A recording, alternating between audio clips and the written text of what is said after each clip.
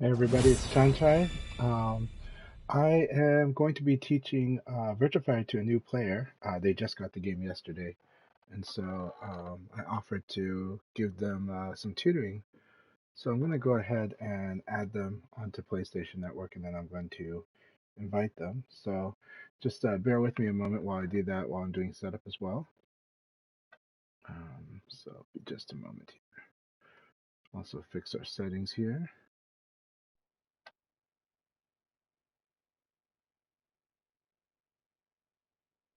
Alright, so we're setting ourselves to Virtua Fighter on Twitch.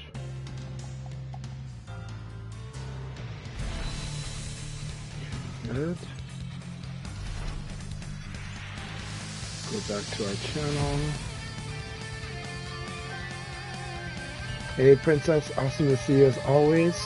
Alright, so then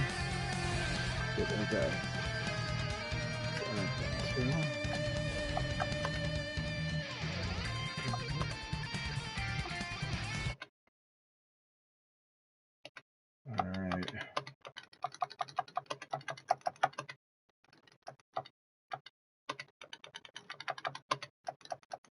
Okay, so right now I'm just putting in their name. Keep this. Okay, I think it's this here.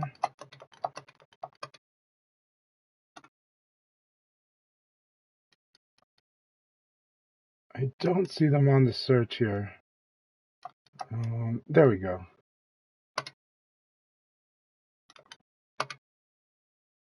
Yeah.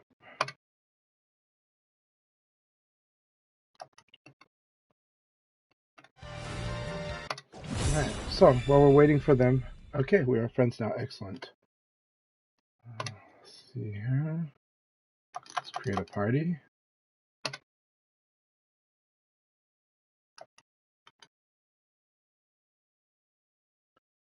Okay, good. The invitation was sent.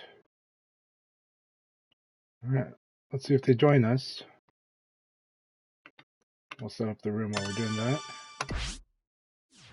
Again, I hope everyone's having a wonderful week, and I hope you've had a good Wednesday. It's late Wednesday night, technically Thursday morning, and always wonderful to have new people in Virtua. We always like to help them understand the game, play better, and improve. So let's create our room. Alright. And I'll double check to see if he's joined the room soon.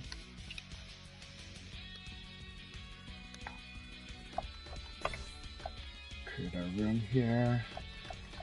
Make it kind of individual is perfectly fine.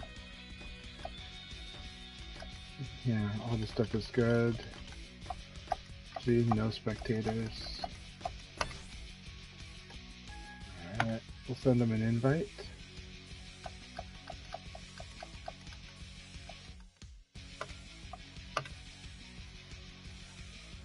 Double check our party.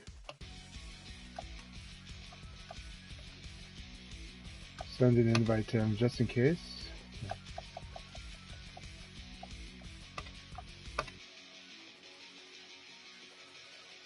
Alright, let's go back to see our chat.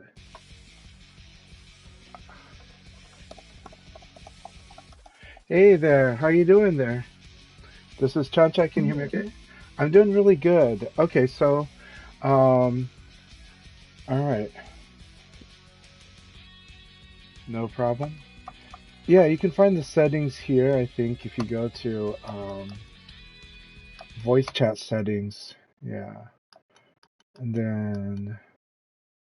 then the share your voice, yeah. Alright, we should be good now. Okay, I'm gonna send you an invite to the room also now. Alright. And so, yeah, how would you like me to address you? As Dawn or... Sorry, the music's cracking my ears. One sec. No problem. Yeah, it's just Dawn. Alright, I'll call just you Dawn. Dawn. How do I say your name? Chanchai? Chanchai? Chanchai, yeah. Hell yeah. Alright, which character It's did you nice want to meet do? you. Very, very nice to meet you. What do we do here? Oh, I pick I think Brad is a good character for the teaching for the basic lessons. Vanessa, you can still totally play, but I think for teaching a lesson, Brad or Sarah is a really good one to cover going from the ground up. Can I switch her in here? Yeah. So after this timer goes out, press triangle, and then you go to player menu. It's really sloppy menu. And in the player menu, you go to active character settings. Yeah, very natural title. Man, that's just fighting games, eh? Like, even Street Fighter 6, the menus are terrible. Like, I think it translates better in Japanese is what it is. So yeah. So yeah, welcome to Virtua Fighter. Your background is in Tekken, right? Correct? Oh, yeah. It's kind of over the place. Like, I'm in my 30s, but I actually only just started playing fighting games seriously this past July. Okay, awesome. And I've been trying just everything to see, like, what kind of hits and what doesn't. So, well, because last year was just insane for fighting games, right? Like, yeah, it was like such a good year to get into it. It's always a good year to get into it, but yes, lately it's a really good year to get into it. And you are with a lot of people. You're in good company. There's a lot of people that started fighting games only 9 months ago, same time. And you know, I think with Street Fighter 6, that's a big part of it. Tekken 8 as well, and you know, 2XKO, aka Project L, is on the way. You know, so we got like it's a good time. And yeah, it's nuts. The good thing about getting into Virtua Fighter early is actually I have an easier time teaching Virtua Fighter to people who haven't played fighting or that are less familiar with fighting games than people who are coming from other fighting games, because Virtua Fighter does a lot of general things same, but it has its own feel.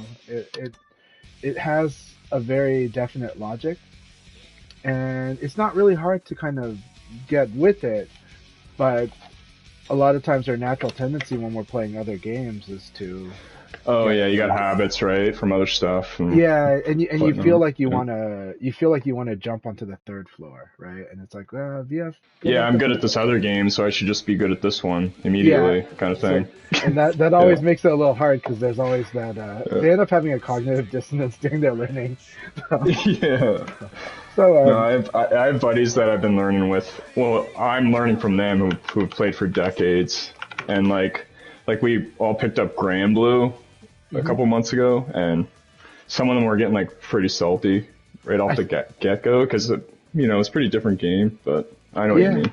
Yep. So you're using an all button controller. Which controller are you using, if I may ask? It's just a fight box. Fight box, excellent. Okay. So and I already told you the controls. Basically, K1 is a guard, and I recommend your thumb being on guard. Yeah. And then you've got punch on where your index finger is, and then kick should be where your middle finger is. And basically, that's it, eh? Yeah. And so a thing you want to get used to, and again, don't worry about the results here. We're going to go through the lecture, but first with the basic controls, understand that there's a couple concepts.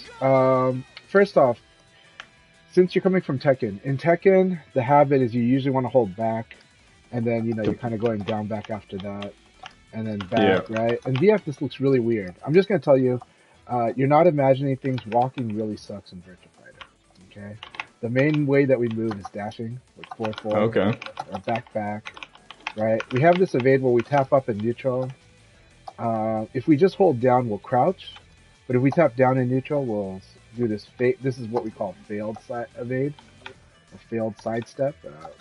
We typically, a lot of us will call sidestepping evades in this game.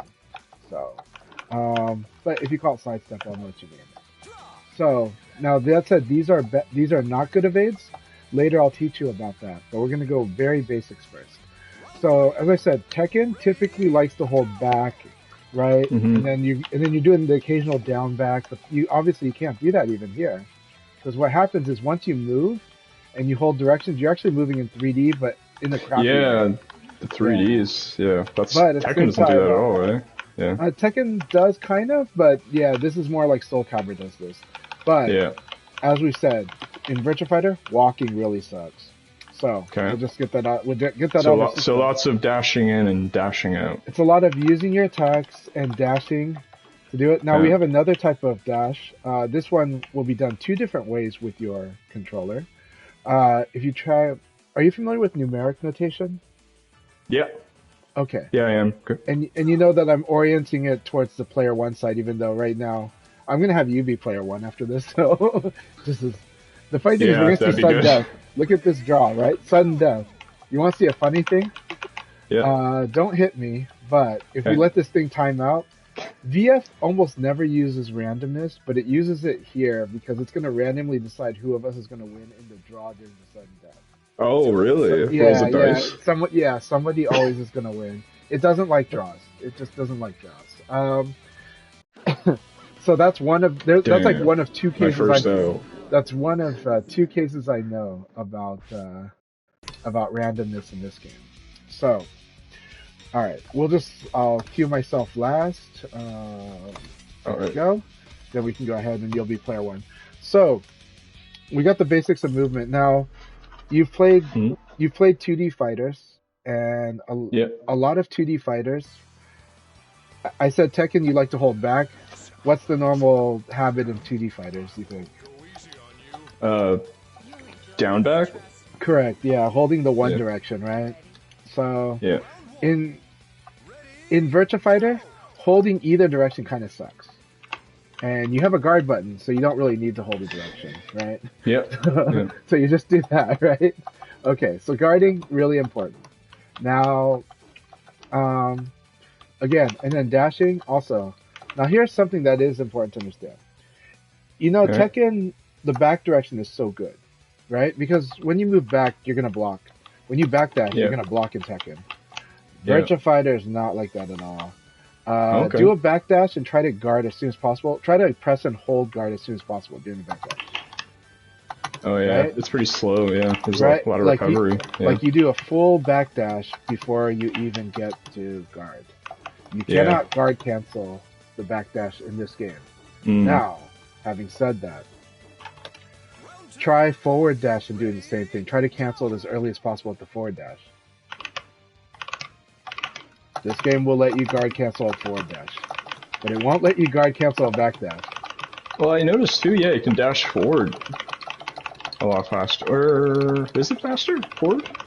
Yeah, typically. The backdash in this game is actually very good at backdashing, but it is very vulnerable. You can't block. And then the zinger is that you actually get counter hit if you get hit during a backdash. Oh, Tekken, yeah, that's interesting. Yeah. Tekken's design automatically biases it towards moving away. Except that Tekken 8 does everything it can to be an aggressive game. Okay?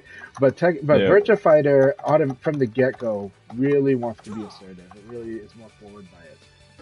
It's more offensive, yeah. Yep. And I'll explain how that will work later, but let's go back to the action controls. So, you know how you do like punch, punch, punch, right? The character will have like a punch string. Yep. And then Brad will have like punch, punch, punch, kick. Yep. PP2K, that's a really good one. And then PPPK, it's really good. You can try that. PPPK, like that, or? Yep. PPP.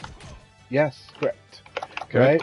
Now, in this game, strings are not so great at the beginner level. They're kind of a weakness at the beginner level. This game likes to use single moves. So, it likes single jab, right? But then you would worry about the timing, right? To do just single jabs. Like, try to do 8 single jabs in a row. Right? You kind of went to a string there, right? So you're talking about staggering it. So, this is not staggered, though. This is just more about... This is more inputting and how the input buffer works in this game. And so, it's really cumbersome trying to do that many single jabs, right? So I'm going to explain another Virtua Fighter concept to you. Oh, okay. The concept, we'll go ahead and jump into the match. And the concept is going to be guard canceling. So guard canceling, when we hit guard, we tell the game we don't want to do the string. So you can try, let's try rapidly doing punch, then guard, punch, then guard. And like, I'll show it to you first, okay? Yep. So I'm going to do, so instead of doing this, I'm going to do this. And all I'm doing is hitting punch, then guard, punch, then guard. The guard is saying, I don't want to do a string after this jab. So try doing that. Okay. Yep, excellent. See, you're doing fantastic. Very fast learner. Okay, this is really important, and I am going to tell you, is this move one of the best moves in the game? Yes, it is. In Virtua Fighter, you want to understand this move as being a really good move. Of course, you understand how high attacks work in Tekken, right? So what's the weakness of what's the drawback to a high attack? They can get low crush? Yes, it can be crouched. A crouch attack will beat it, right? And then there may be some other attacks. So, for example, if I'm doing this at you, press down and punch, right? And then here's the cool thing: hold guard. Yep. And then try to interrupt me. Like once I start doing a string like this, go ahead, and in the middle of the string, try to low punch me. Oh, low punch, okay. Yeah. Yep. So is that kind of like stealing your turn kind of thing? Kind of, yes. Now, it reminds me of MK with its down one. You do that shit a lot. Kind of. It is really important. We'll talk about the limits of it too. So I've told you that this is one of the most important moves in the game. This is also one of the most important moves in the game. Low punch. Just your down one, okay. Or your down P. Yeah. Yep. Yeah. So 2P is a really important. The 2P is so important. It is so important that at beginner levels. At beginner levels, a lot of people are just like, they think it's too strong. It's not, but... Interesting, okay. So, like, 2P. but the thing is that 2P is what we call a special low, right? And so, traditionally, a low attack can only be low guarded, right? But a special low can be blocked high, right? So you can standing guard and it'll block this too, right? So it's important to understand that that was a change that was made in VF4. But actually, Tekken 3 is the one that innovated that. It's really important. So it is a low attack, but I can block it high. So and it has a different term. Yes, so we call that an EX low or a special low. Yeah. Okay. And it's really important to understand because most lows, it's the only EX low for most characters, but some characters have other EX lows as well. And so. And so you can always block it. And that's because, if you look at old, like, Virtua Fighter 2 games, this move is too good. It's going to be like most of the match you see is them spamming this whenever they're in close range. So you can block it no matter what, but it's meant to go under someone who's attacking you high, and you'll hit them? It's meant to go under something high. It's also meant to be one of your character's fastest attacks, so it's really good at interrupting. And it's important to understand that this is a setup move. So, like, if somebody's spamming this at you, you're fighting a masher, you low punch them, right? Now, unlike Street Fighter, you don't get a combo, right? But what you do get is you get a decision point.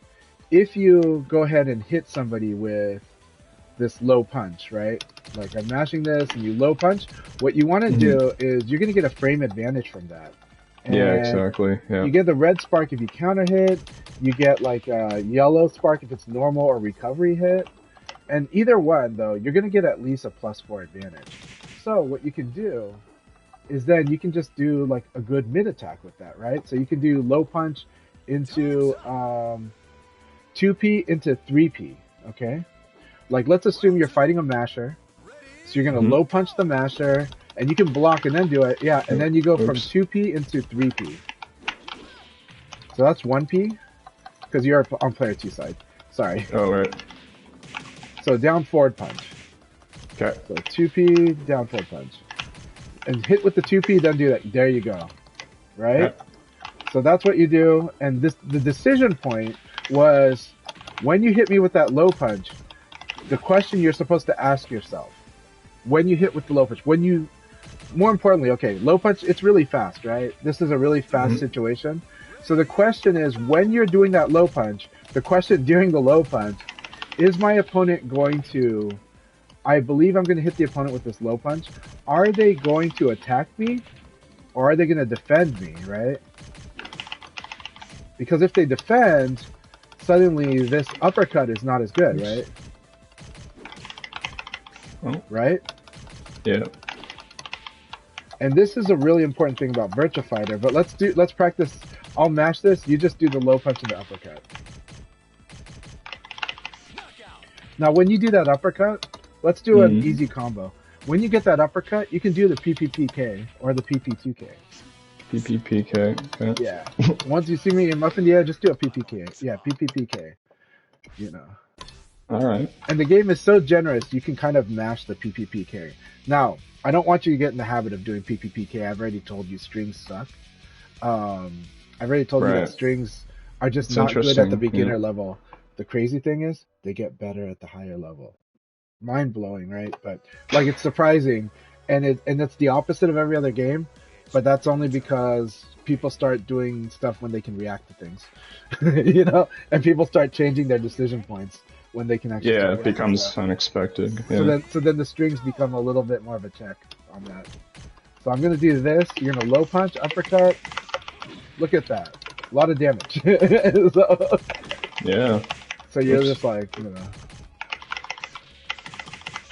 And we'll just keep practicing this for a few rounds because just to kind of get that feel for it, you know. But I've already told you, high punch and low punch are really important, and that's because I'll tell you the reasons while we're doing this. The reasons is because one, they're very low risk moves. They have very minimal risk. Despite that minimal risk, they have huge setup potential. Right now, you're setting me up, right? You're setting me up with the low punch. I mean, you could do it this way, which is more like a Tekken way of doing the uppercut, except that this uppercut only launches on counter hit. You know? So like if you hit me on recovery hit, I wouldn't be launched. But right now, we're taking advantage of the fact that you hit me with the low punch, you gain advantage, and with that advantage, your uppercut's going to beat most of my attacks. So you're just like, Sarah's going to attack me. Even when I hit them with this low punch, he will attack me, so I'm going to uppercut her because it's fast and it's a mid. I can almost like duck it mid-string, it looks like. You can. Yeah. So you caught on to something. Okay, so here's the cool thing. This jab string, it only locks you. It only locks you on the first two hits. After that, you get to do something. Yeah. Right? And that's where that low punch came in, right? The low punch is interrupting the third, but it never comes out like during the second because you're kind of locked on the second jab. But I'm also teaching you the very basics of beating a masher. The basics of beating a masher, low punch, counter hit launcher, combo. This is how you beat a masher. And this is important for the game. And we'll do it one more round and then I'll go to the next lecture.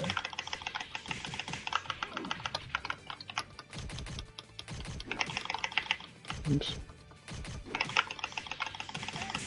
Yeah, it's sick that whiffs. That's dope. Yeah. Now Jackie, this is actually hard to do. And it's only because he's got I told you about, so you understand from Tekken, you understand highs, you understand, this is EX low, but you understand, real low, right? It's a real low, right? And then, so this is a real low. And then you understand mids, right? And forward and punch, for most characters, 6P. You do 6P, elbow. That's the standard mid in Virtua Fighter. In Tekken, you know how it's down forward 1 or down forward 2? Yeah. In Virtua Fighter, 6P is your main mid for most characters. Here, I'm going to write that down. 6P mid. Yeah. And for teaching purposes, especially with Brad, it's good to guard cancel the elbow when learning the basics. Okay? So you can do like 6P and then in parentheses put G, like parentheses G, and the parentheses mean it's a guard cancel, just as a personal note, right? That way do rapidly, just do as many rapid elbows as you can. Yep, and you're getting used to that. Now, because you're getting used to these basic moves, there is something I will show you a little in advance, okay? Okay. I told you that the important thing for controlling Virtua Fighter is, well, one, walking sucks, so you kind of almost never, you rarely walk. But I did also say that you do not want to hold back, and you do not want to hold down back. Those, you really want to let the thing go neutral, which is easy, right? Neutral's easy, and if you're in an all-button controller, neutral is the easiest thing ever, right? So, Yep. Neutral is really important. That's because to make sure you get clean inputs, this game wants you to do clean inputs from neutral. When you do elbow, when you do back and punch, when you do forward punch and 6P plus K, right? Mm-hmm. Try 6P plus K. Okay. There, yeah. This move is Brad's, like, it functions a lot like Tekken. This is your whiff punisher. Somebody makes like a mistake, you hit them with that thing really fast. Like I do this, there you go. And if you want to see the combo, do it into 3PP. So do 6P plus K, 3PP. Okay. That one works too. You can do 6P plus K, PPPK if you want. And it will do a lot of damage. Sorry, 3. So when I heard 3PP, I thought you meant like P 3 times. No problem, no problem. Down, forward, gotcha. Yeah, down, forward, yep. So let's go ahead and, just to show it to you, but again, as a beginner, you can do 6P plus K into PPPK. Perfectly fine. But you can even do 6P plus K, 3PP, and then PPPK, I think. Like, that's an insane combo there, so... We'll go ahead and let you practice that for fun. Okay.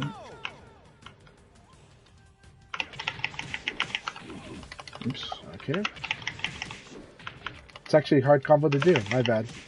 Okay, definitely do the 3PP. Let's practice 3PP right now.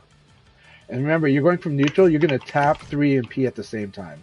So in this game, in Virtua Fighter, tapping at the same time, really important. Okay? Mm-hmm. So tapping 3 and P at the same time. Down, forward, and P. Yeah. So then down, forward, PP. Yeah. That's the move you want to do after that high elbow. So go ahead and do 6P plus K into that. Okay, I gotcha.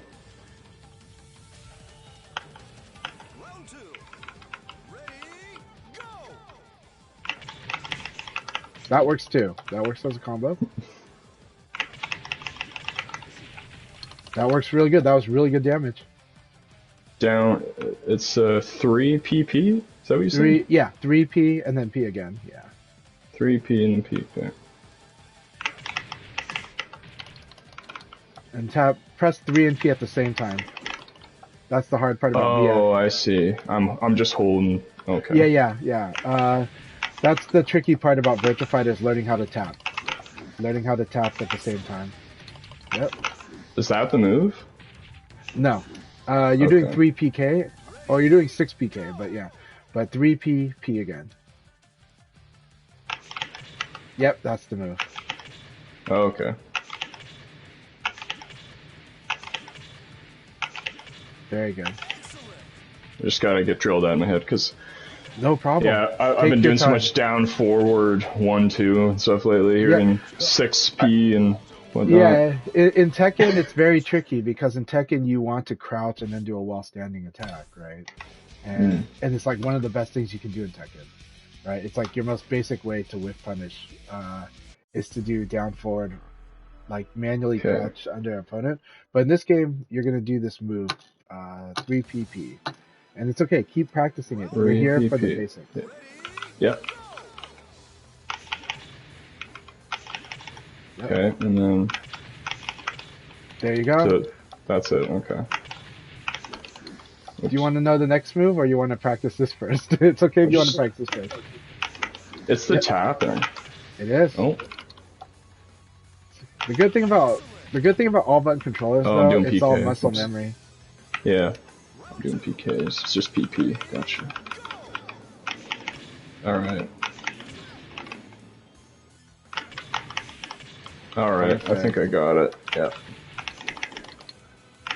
Yeah, I was just getting my notation mixed up, that's all. No problem. Yeah. Trust me, I wish Tekken. Well, in Korea they actually use the same numeric notation for directions, but they'll use like LP, RP, LK, RK for the Yeah. buttons. And I like The that, but I know the Tekken community won't do that. So the language is so second nature to people who've been playing for decades too, but a lot of the stuff's new for me, and I still have to think about it. Like I don't just hear it and know what to do. I have to like think still. So hopefully that gets better with time. I will tell you the reason I love the numeric notation, because the VF community switched to numeric notation. I think it was during the VF4 era, but I only became familiar with it during the VF5 era, even though I played the VF4 era. And so they made this switch, but the thing I loved about it was I could communicate with Japanese players like in voice so much it's better. universal. Yeah. And also because one of the things that was annoying was having to say diagonal down forward when you meant, because down forward can be interpreted as down then forward, and in this game that applies, so sometimes. Yeah. So it's like so the language of the directions became really confusing unless you went with like compass directions, and even then somebody could confuse southeast with south and east. Yeah. It's it's supposed to. It's really so good for the when universal. and VF has commands like 3-3, so 3-3 is way better than down forward, because down forward sounds like a super in Street Fighter. Yeah. So it's like, this is why I love the numeric notation. Once the community made that switch, I was all in. I'm like, I love this actually. And once I talked to Japanese players. So this, I've been futzing around here trying to learn this string for a while that I'm kind of forgetting. This is like a whiff punisher kind of thing? Yeah, that thing is a whiff punisher. Now, I'm going to tell you really quick though. Whiff punishing is actually a bit harder to do in VF than in Tekken. But Tekken, it's like important to be good at it. And so you learn it really quick in Tekken. VF, you can apply it. If you're good at whiff punishing, fantastic. Definitely do it. But I'm just saying that a lot of things are going to go fast. And when your opponents are doing a lot of high jab, low jab, and elbow, it's hard to whiff punish that. So it's really hard to whiff punish that. It can be done. But the thing is in VF, we tend to play at this range, right? This elbow range. I'll call this elbow range, okay? Okay. We tend to play at elbow range and close range, because that range opens up, for both players, it opens up the most options on offense and on defense. And that's just a hint for where this game goes. At long range, you're much more restricted and you're more predictable. You're likely to do like a long range side kick, something like this, but things that can be a little bit more reacted to. So yeah, you would whiff punish that in theory, but in VF it's so forward moving that it's actually kind of hard to whiff punish somebody just doing this or moving up and then doing this, right? And then they can just block in your face, right? So like they can dash up to you and block, right? So I'll get into the theory a little later because we're still going over basic controls. What is your question though? You have a question. I want to help you. I guess just so.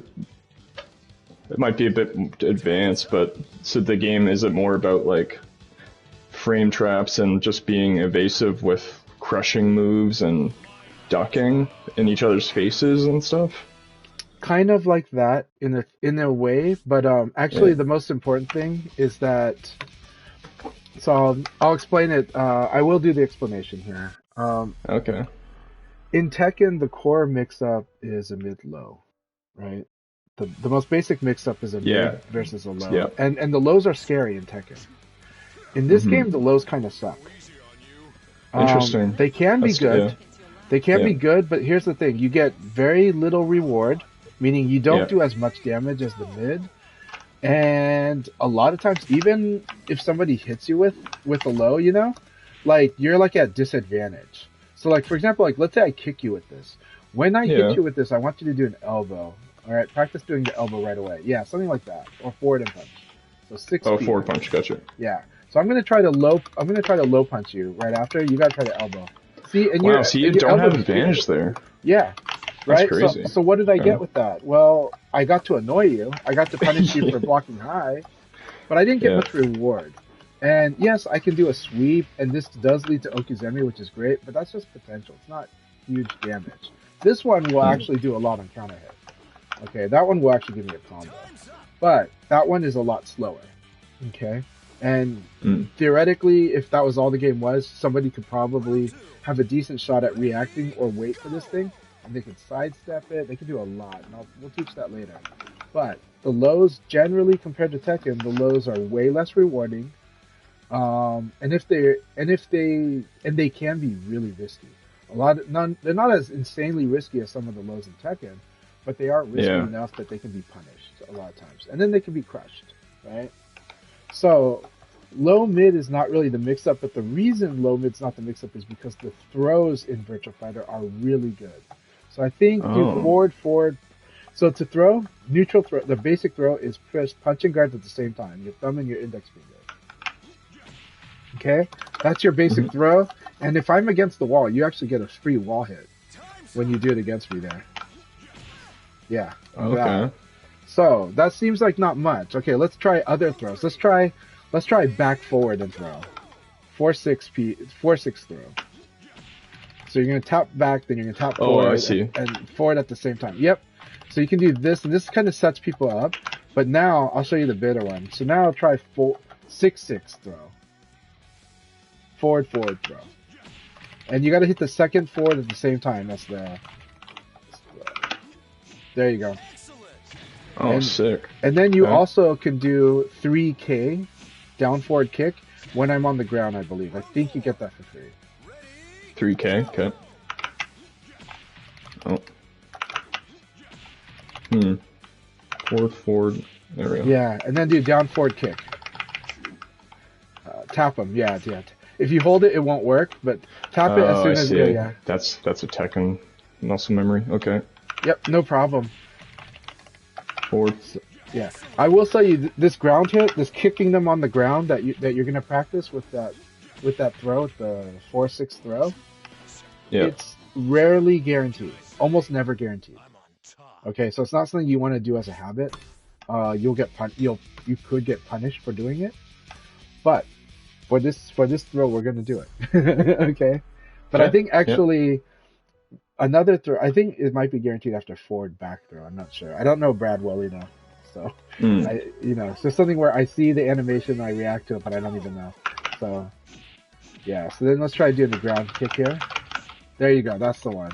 Right. So let's try it again. Let's try that again. I'm gonna try to move away.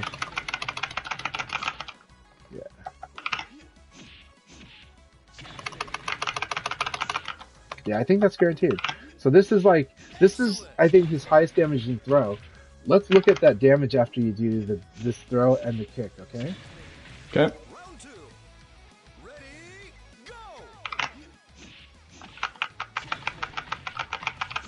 So look at that. That's almost as much damage as a combo. Okay? He's not the best thrower either. So his throws are weak, but he's probably the worst thrower if I'm being honest. However, every character in Virtua Fighter is a grappler. And so you have to understand, I don't really like to use archetypes when we're talking about Virtua Fighter, though sometimes it can help. It can help, and they can be sorted that way, but this game has got a lot of general stuff that's more important to understand as a whole. And so understanding that throw is really important in this game. So, remember how earlier I said somebody's going to mash at you? What do you do against a mash at you? Let's practice. Let's remember that. All right. That's good. There you go. Right? Someone's mashing at you, this is what you do. Right? And remember how I said that low punch, it doesn't give you a combo, it gives you a decision point. Right? Yeah, frame advantage, yeah. So what is the decision point here that we're doing with the low punch? So I guess it could go into this throw instead? Yeah. Is that what you're getting at? Yeah. That's what I'm getting at. So like, you know the concept of tick throw in Street Fighter? You know what? That's like one thing I don't know so far. Is that like, it means like frame one or something? No, it's not even in the, well, kind of, but the tick throw in Street Fighter is that the opponent is so used to blocking, right? What I'm going to do is I'm going to hit them and I'm going to walk up to them and throw them instead of trying to do extra pressure. Right? That's yeah.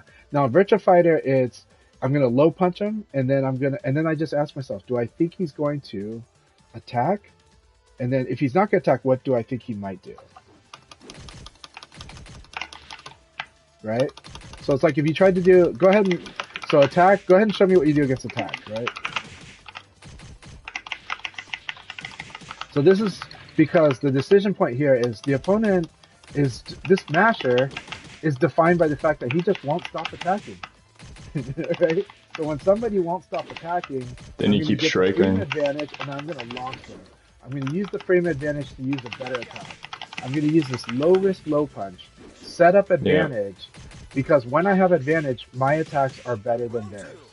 That's the simple. The simple basic is when I have advantage, my attacks are better than theirs, and it means that I can use a slightly slower attack than their attack to win, right? And then if I have huge advantage, like with that red flash, then I can use a bigger attack.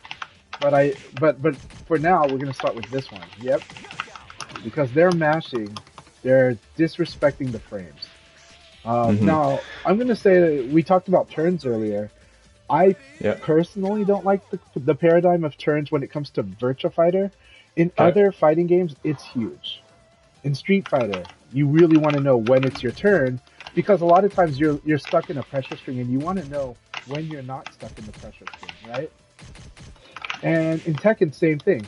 You might be stuck under pressure and you want to know when you're not stuck under pressure. So the turns paradigm is really important. And yes, you can say the turns paradigm here, except for here's the thing, in Virtua Fighter, we're never stopped being active. And I'm going to show you why in a bit. I will get to that. But I will say that basically it's just we're plus, we're minus, we're really plus, we're really minus. And I have all these options in this game. I have so many options that I don't stop being active. I don't wait for my turn. I just make a good decision based on the situation right now. And that's the mindset of Virtua Fighter. Because the problem with the turns paradigm that I've run into is when people think they shouldn't attack when they're at a disadvantage. And it's like, okay, but the important principle is that this game is a paper, rock, scissors game. And that paper, rock, scissors, that if the opponent thinks I'm going to defend, so they're starting to throw me, and they're throwing me a lot, then when I know they're going to throw, I should actually attack. Yeah, because even when I had advantage there, you really just jab through like that, right? Correct. Yeah. So what happens is when so I don't mind teaching and using the turns paradigm, but I do prefer not to, because a lot of people that think about turns, they get so offended when you launch them because they went for a throw. And it's like, no, that's normal Virtua Fighter. You know, it's like, it's just that attacking crushes throw in this game. So in this game, this game that does make it separate is that in this game, attack will always beat throw. And so I will teach you throws and throw escapes. I'm going to teach you that today. But what I will say is this though. Throw escape in this game is more like armor. And you'll understand when I teach you throw escapes. But I'll tell you that the throw escape in this game is more like an armor. It's not so much used as, oh, they're going to throw me, I'm going to throw escape. That's not the logic of this game. The throw escape is I'm gonna just have better defense, and I'm gonna cover my bases with the throw escape. Okay. But if I know he's gonna throw, if I know he's gonna go for that really huge throw, Wolf is gonna try to giant swing me. I don't go, I'm gonna escape the giant swing. I think I'm gonna launch the mofo. I'm gonna like I know he's gonna throw me. I get a combo if I do a normal hit launcher. That's Virtua Fighter. And so we'll get to that later. But so now, again, this masher, this will be the last round of masher. So now we're going to go into the quote-unquote guy that respects turns, okay? Guy that respects turns, all right? So once you low punch me, I'm going to block, or I'm going to try to. So then what's the decision point with that? So you're talking about like strike throw, right? Yes. Kind of? Okay. Correct. I'm going to get the advantage, but I think this guy will actually block because he's been doing it. Only because he's been doing it. The truth is, you shouldn't mix yourself up. If your opponent's consistently doing something, you can disrespect that by beating it, and you don't have to respect that he's going to change up until he actually does. That's another thing I want to teach you about this game is like, you should not mix yourself up. Your opponent has to earn your respect. So after I do this enough times and he gets blown up for it, you're saying they'll stop pressing and then that's when I throw. Is that what Correct. you're getting at? Okay. Exactly. Just like that, right? Yeah. And which throw do you want to do at first? Oh. But you just got to see that attack beats throw. Right? There you go. And then you get that ground kick, you know? It won't happen during the death, but still. But you get that ground kick. So, and then here's another throw. Try, yeah, well, just try this. Try this. Mm-hmm. There we go. It's a bit faster, but yeah, so No that's problem. the general idea. Yep, and we're just training your muscles for this. Is this the kind of the go-to throw I should be doing too? I would say yes as a beginner, yeah. Eventually, we're going to teach you the throw escape system so you'll know. Oh, okay. But again, so the mindset you'll have when you play Virtua Fighter is understanding that you're kind of conditioning your opponent. Your punch uppercut is a conditioning tool, right? You're like, I'm just going to punish them for as long as they keep hitting buttons. But once I actually, and when I see them start changing their behavior, then I'm going to think maybe they're going to change up, or maybe like, or, you know, like, or they've already been changing up their behavior. So now we're doing this, right? Yeah. And I will say that one of the biggest advice I can give to somebody learning Virtua Fighter is get very numb about, like, don't get emotional when people hit you. Don't get flustered when people hit you, or when they throw you, or when they escape your throw. You want to be a very cool customer in this game. You want to be able to just process and go, you know what, this is just a situation. It's never not my turn. I always have something to do. Whether it's blocking, or evading, or attacking, or throwing, I always have something to do in this game. It's always our turn in this game.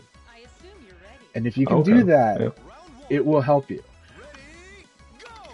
Last week, or 2 weeks ago, I was, I promised one of my friends who is a Super Turbo legend. I won't say who he is, but he's a Super Turbo legend, okay? And he's been loving this game for over 10 years. You know, he's been loving this game for over 10 years, 12 years now. Gotcha. And that said, I gave him very simple advice just 2 weeks ago. And those two pieces of advice, the one I just gave you, is I told him that, I told him that he's got a success bias. It was clear to me when I was observing his play while we were fighting that he made good decisions every time he hit me. He made good decisions whenever he threw me. Whenever he blocked me, he made good decisions, right? Whenever he had a success. But he kept making he wasn't making as good decisions whenever I hit him. He wasn't making as good decisions when I escaped his throw. And that was the biggest giveaway, right? Was he wasn't active, he wasn't playing so active then. And so I told him, I think he's been training himself for scenarios, and he's always looking for the success as his confirm. But in this game, you got a situation confirm all the time. You know, like you just got to just know your situation and just know your options in those situations. Know what is your best options. What are your other fail-safe options? You know, right? And so that helped him. He made, once I gave him that advice, less than 2 games, his decisions improved when he got hit. His decisions improved when he got his throw escape, you know? And then I'll give you the other advice I gave him. And this one was the one he took away the most. Yep. I told him that I think he's only looking at his half of the screen, but that he'd been playing for 12 years. So I was like, do you know your character's animations? You know what it looks like when you do your attacks? He's like, yeah. I was like, okay, because you know that, all of the critical information you need for your decisions is on my half of the screen. So once you know your character, just look at your opponent's character is all you need to do in this game. This isn't a meter game. You don't need to look at the 4 corners of the screen, right? Yeah, that is as a new player too, like myself, like it is a bad habit where you just stare at your own character a lot. Yep. I think. Yeah, I definitely do that. And I think this, yeah, I do, Rayblades, I agree with Rayblade. I think this advice is universal for all games. It's just that Yeah. sometimes players didn't need to do that for whatever game they were playing, and they still got by, or they, or when they play this game, they just don't do it that way. And so I was like, okay, you need to be looking at your opponent's screen, you need to be looking at your opponent's character. And I told him also, this is why instead of hit confirming in this game, I do what we call situation confirm, which means actually before my elbow hits you, I'm actually looking at your character and making a very strong estimation about like what that's going to be, what's going to happen. And I'll tell you, the easiest things to see is if they crouched, and I'm like, oh, I'll get a crouch hit. Or if they hit an attack button, and I'm like, I'm going to get a counter hit. The hardest things to see usually is actually if they're going to guard or get normal hit. Those are the harder ones to see. I still see a lot of those, but those are hard, and those are more of a guess sometimes, or wait to confirm. Does that make sense? Yeah. And these things come with time. Yeah. It will come with time. You are doing fantastic. So thanks for hearing my lecture out. We're gonna get back into the next lesson because it'll be about throws and mistakes. So. Oh, okay. So now I'm back on masher mode. So masher mode. So what's the masher's decision point? What's the decision point against mashers? Well, I would probably start off with the counter hit with the 3-6. Yeah. Or 3P. Yeah. And once I start respecting that, then you just start throwing. Yep. I guess. And I would say as a beginner and as an intermediate, you should generally go with that approach. I will tell you though, at high level play, there is a reason for going for throw first. And at high level play, when you know what you want to do and what you want to do in different situations, the good thing about going for throw first, even if it means you're going to lose, is you can see what attack they used. Oh. Because you didn't counter hit them out of it, right? So you can kind of just like, oh, they're mashing, right? Yeah. So then I know I can do this. Exactly. Yeah. Perfect. That was beautiful.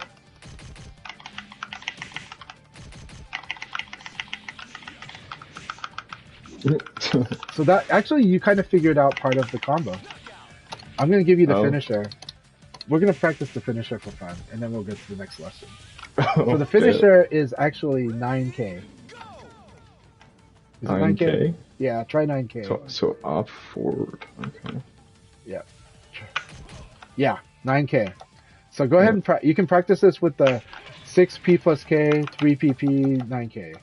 6P plus K. So high elbow, then uppercut elbow, then 9K. 6P plus K. Yep. So that into the 3PP. 3PP.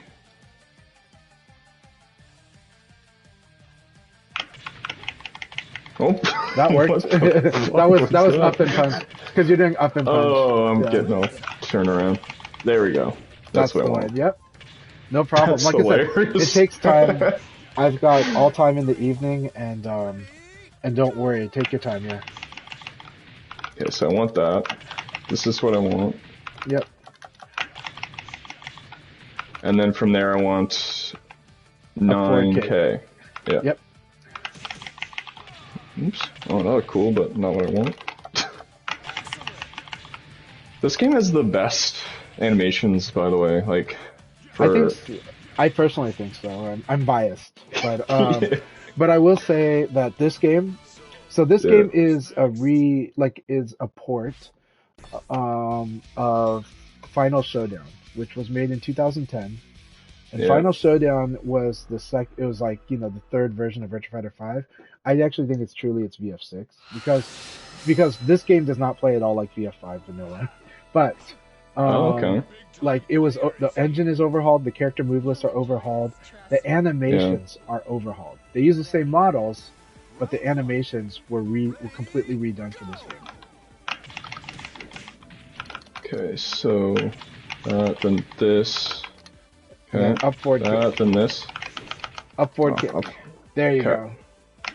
It's okay. This is like your day 1 of playing, day 2 of having the game. You're doing fantastic. You're doing awesome. There you There go. we go. So that's a You're nice doing little better combo. than me learning my Jin combos in Tekken 8, so. Oh, you're you've doing been it playing like some way 8, have faster. you? I have. I'm horrible at it, but I love Really? it. Jin, nice, yeah. I've been learning Tekken 8 a bit too, and I'm playing Kazuya, so it's been rough. Kazuya is very hard. I mean, technical Yeah. character to be mid tier, right? I have this weird thing where when I try a new game, the characters that I like, they end up being like the hardest ones. I'm not Yep. looking for them because I want to play the hardest, but that's just like Yeah. well, I guess Vanessa is very popular in this game too, right? A lot of people want to She try is, her. but she's hard. Yeah. Yeah. I mean, she's only hard because, like I said, I'm teaching you the stuff I'm Yeah. teaching you today is important. And some people that are learning Vanessa, they might not realize the stuff that I'm teaching you today. Not the stuff I've just taught you. Yes, Yeah. a lot of big pieces of the puzzle that a lot of homegrown Vanessa players run into though, is she has more good attacks in disadvantaged situations than other characters. So when you come from other fighting games, you kind of learn, oh, this is an attack I can do when I'm in a bad spot, so I should keep doing that. And it turns out, yeah, that's a good disruption way to play in this game, but it's lower damage. But they end up getting in this rut where they try to solve all their problems with attack. And I've just told you this is a paper, rock, scissors game. So a lot of times it's hard to get them to understand how to throw, and it's very scary to throw because when people just mash, you can't really throw a masher. You have to basically counter them. You know, you gotta wait until they're actually willing to defend. And that's the paper, rock, scissors. Is defend deals with attack, throw deals with defend, and then attack deals with throw. It's very good.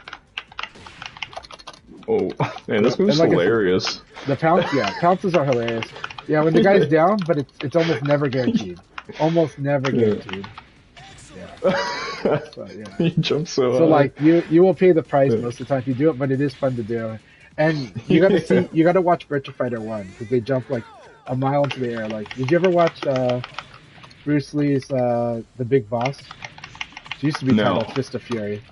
Yeah, just like in that one, you'll see them jumping like so high in the air, and just like a lot of kung fu movies, Virtua Fighter is like trying to be like martial arts, cinematic martial arts.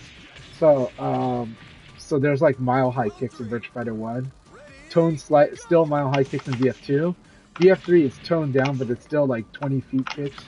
20 feet jumps into the air, and then Virtua Fighter 4 is when it's more of like hopping. So the cool thing is, remember the uppercut combo, right? Let's go back to doing this. Okay. Low punch, uppercut, yeah. So you'll low punch them, you'll uppercut. Yeah. And then you want me to do this If combo? you want, you can do the 3 PP into the 9K. Yeah, you can do that. Oh shit.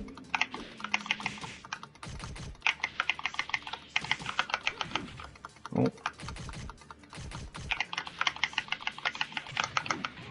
Almost. Okay.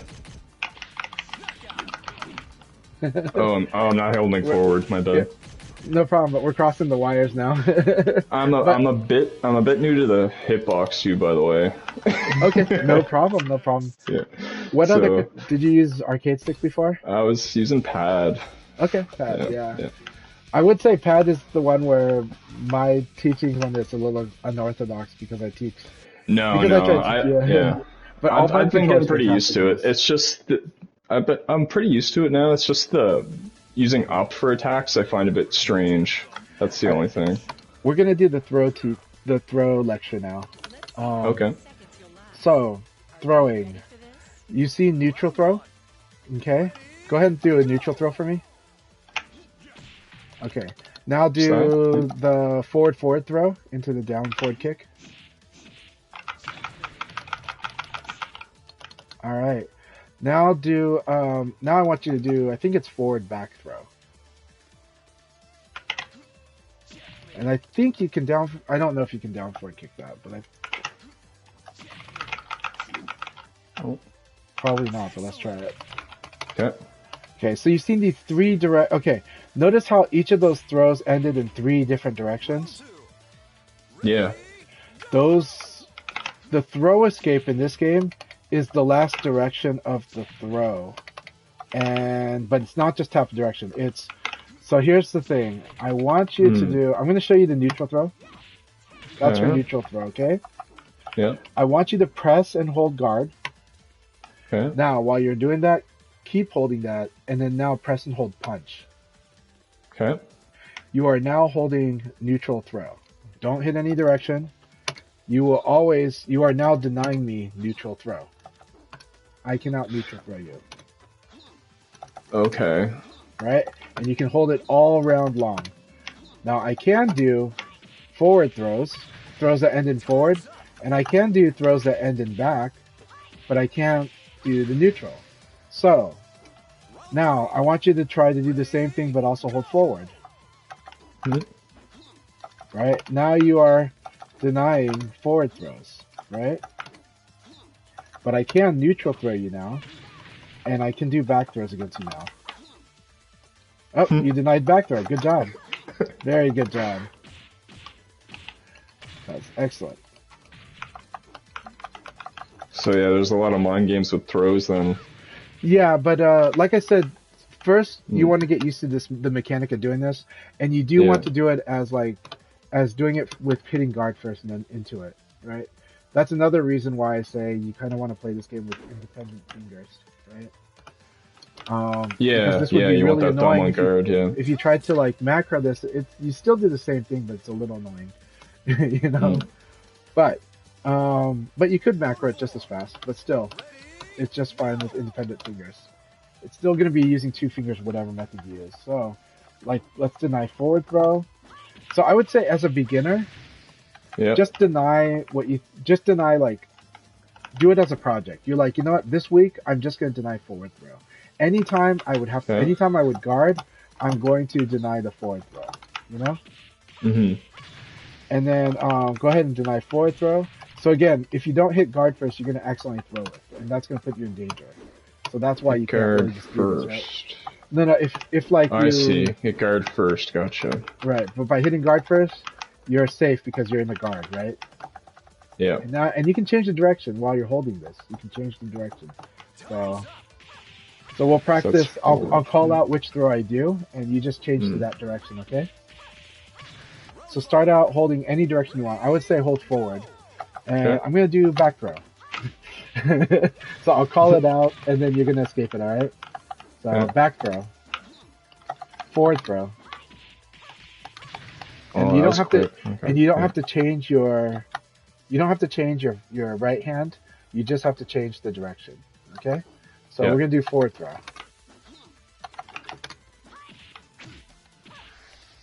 I'll call it out each time. Alright, neutral throw. Neutral throw. Neutral throw. Back throw. Sorry, I didn't call it out.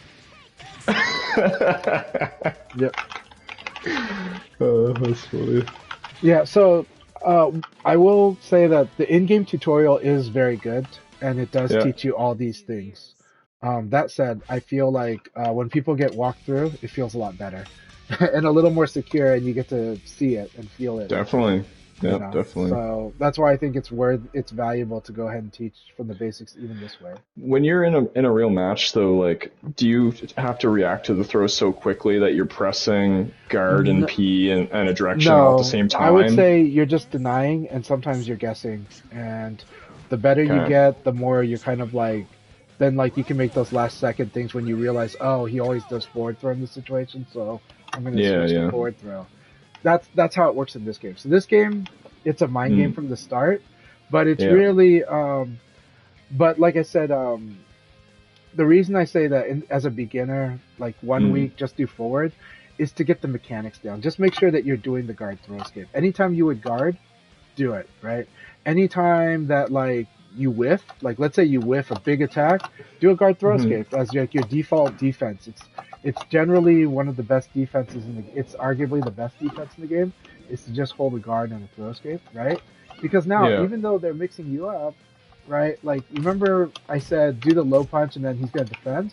Well, now he's denying one of your throw directions, right? And that makes it a little harder to throw him, frankly. Yeah. But that said, throw escape doesn't give you guaranteed damage. Throw escape just gives you probably a little bit of a disadvantage and sometimes an advantage. So, throw escape is one of those things you want to get ready for, and when you throw people, you do want to be ready that they may throw escape you, and you should be ready to act when that happens, you know? Okay. So this game just wants your brain to always be active. That's not saying it isn't in other games. It's just, for sure, it is in this game that your brain needs to always be active, you know? But there is a way that with enough experience, you can start playing on more instinct, and you can start playing with more like your subconscious processing these things, and you just, you know, and that allows you to react faster. But a lot of times you're going to be very active and thinking while you're learning this game, and you'll be active and thinking even at high level play. But but sometimes we're just making choices about whether we're going to play to be reacting faster or we're going to be playing to just to outwit the opponent, right? And a lot of times those are two different mindsets in your head. So yeah, and then you've seen the ducking thing. We'll get into that later, but I will say this: even though I can instant duck, even though I can instant low block like a low attack, right? Even though I could do that, that doesn't apply for throws. If I go like this, if I just try to duck like this, it's not really gonna happen. So go ahead and block my side kick, and then I like block this kick, and I'm gonna hit down. Just throw me. And try to do it really fast. I'm going to teach you buffer after this, but... Oh, I see. Yeah. Okay. I'm going to teach you VF's buffer, because it's something very special about VF. Like, ridiculous in VF. Okay? In Tekken, it has a nice, good... Like, I believe it's an 8-frame input buffer, but at the same time, you still have to wait till, like, your character recovers to do quite a lot of things, though. Like movement, right? Like wave dashing, stuff like that. In Street Fighter, you have no buffer for normal attacks. You have to like literally wait till your character recovers before doing them. In VF, you have hold block. You see the time it takes for my jab or my low punch to hit you, to touch you. That's the amount of time that you have to input your next move before you recover. So, low punch is a harder one to see. So first I'm gonna do a side kick, and then just do forward and punch right away. The moment that my side kick touches you, press forward and punch, okay? Yep. And then even do it and let go of the controls. Like do it and put your hands up in the air. Oh yeah. Yeah, I gotcha, yeah. Do you see? You see like that, right? And, you know, try doing with the basic jab. Same thing, right? Oops.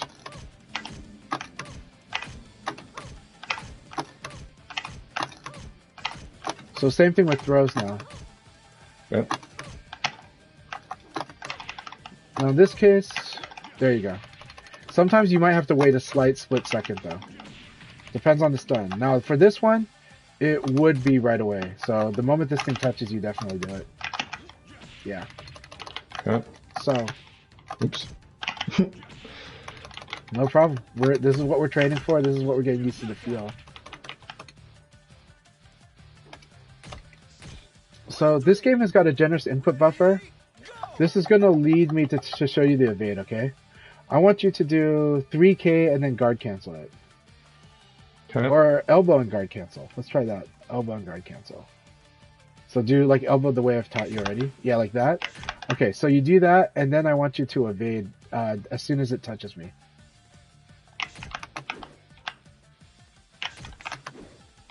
You got to guard cancel to do this, though. Otherwise, you're going to slip. Yeah. Okay. This is teaching you guard cancel, which is good. So, and when you tap up or down, you have to let go and go back to neutral. So just tap it. The good thing is for you, it's just a button press. You don't have to let the stick go back to neutral. You just let go of the button. So you got this up and neutral is the actual command for a sidestep. So go ahead. Yep, there you go. Oh, you got to guard cancel that elbow though. If you don't guard cancel the elbow, your character's going to do this way. Right? So do like. Yep. So I want you to do the elbow, guard cancel, then tap down and neutral. Okay. And I'm going to block it. There you go. That's a sidestep. That's a successful one. Try it again. Yep. Nope. That's a sway. You didn't guard cancel. I gotcha. Oh. Is that it? I don't seem to be canceling. Oh. Yeah, here's the thing. When I guard cancel, I'm doing it right away. Remember, practice this. Remember how fast you have to do guard canceling to do the jabs. So let's do the jabs again. I'll do an easier drill without the sway as messing you up, okay? Yeah, I think I just don't understand the timing of No problem. Yeah. Not so much the timing. It's just that guard canceling is something you do right away. Yeah. It's not something you wait to do. So I input the attack and then I just press guard instantly, right? For the guard cancel, but let's ignore that for now. Let's do the low punch. Do a low punch, and then tap evade, okay? Okay. Still. Oh. Do you hear the sound? Do you have sound on your side? Yep. Okay, good. You'll hear the sound when you do a successful evade. Up or down will work here. There you go. That was an evade. You don't have to double tap. Oh, okay. You don't have to double tap to evade. Just tap it. Yeah. That double tap's actually causing you problems, so it will cause you problems later because you'll just get hit for sure. On the second, yeah. See? You're doing great. Try up.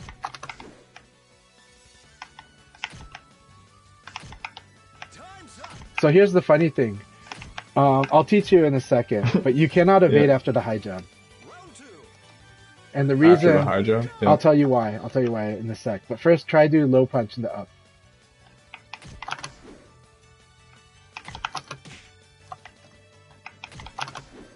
Very good.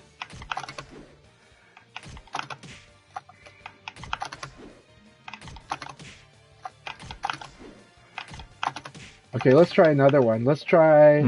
Let's see if you can now do the elbows. Do 5 elbows in a row for me, just to show me that you can guard cancel the elbows. Am I doing it? Yep. Okay, good. Yeah. So do that. Now then do the evade. So do elbow into evade. You got to guard cancel. So when you hit, immediately after you hit the punch, I want you to hit guard. I don't want you to wait and hit guard. I want you to hit it right away. But then I have to let go of guard to evade, right? Yes, correct. Yeah, okay. I think that's what's messing me up.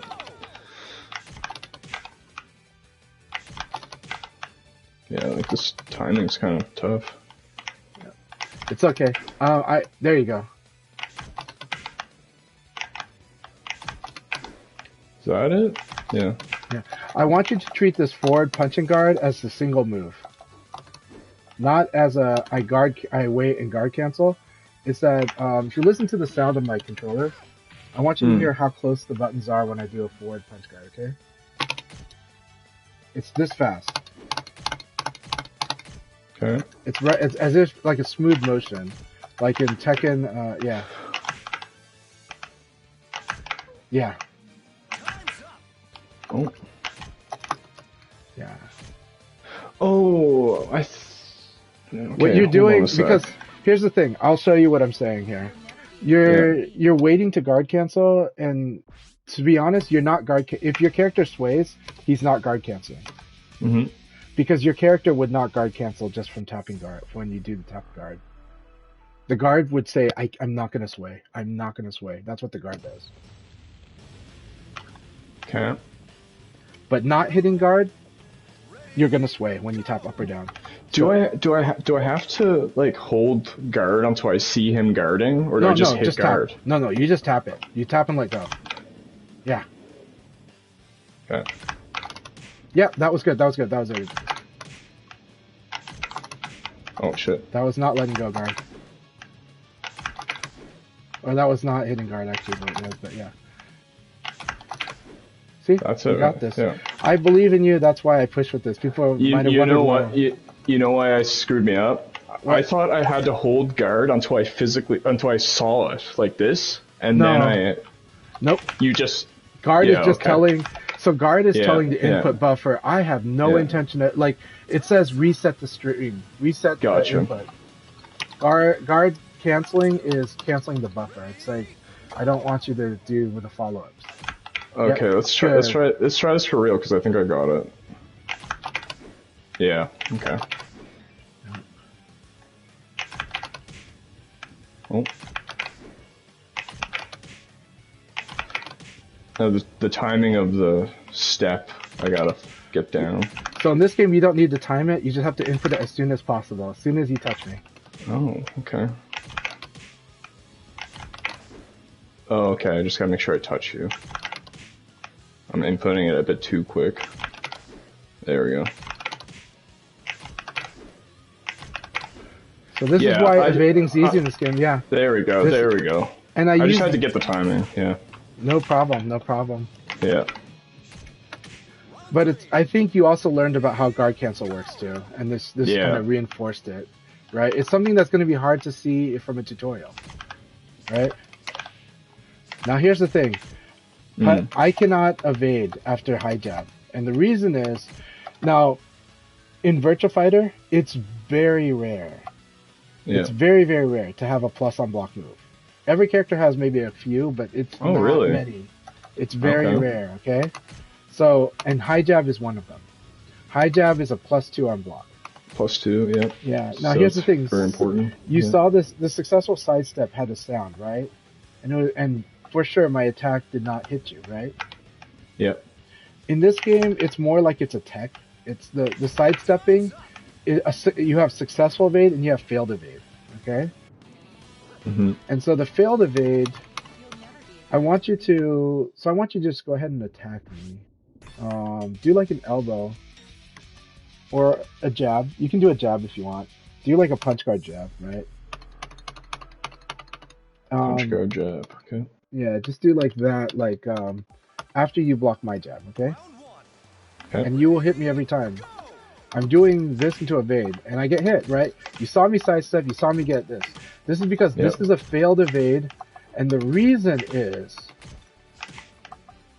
Okay, so you know how we talked about plus and minus, right? And when you have frame advantage, why do you have advantage? What's happening? Why is your attack winning against their attack when you have frame advantage? Because your move's coming in quicker. Right, because you're attacking first, right? Yeah. Okay. Here's the funny thing. Sidesteps in Virtua Fighter have this rule. Okay?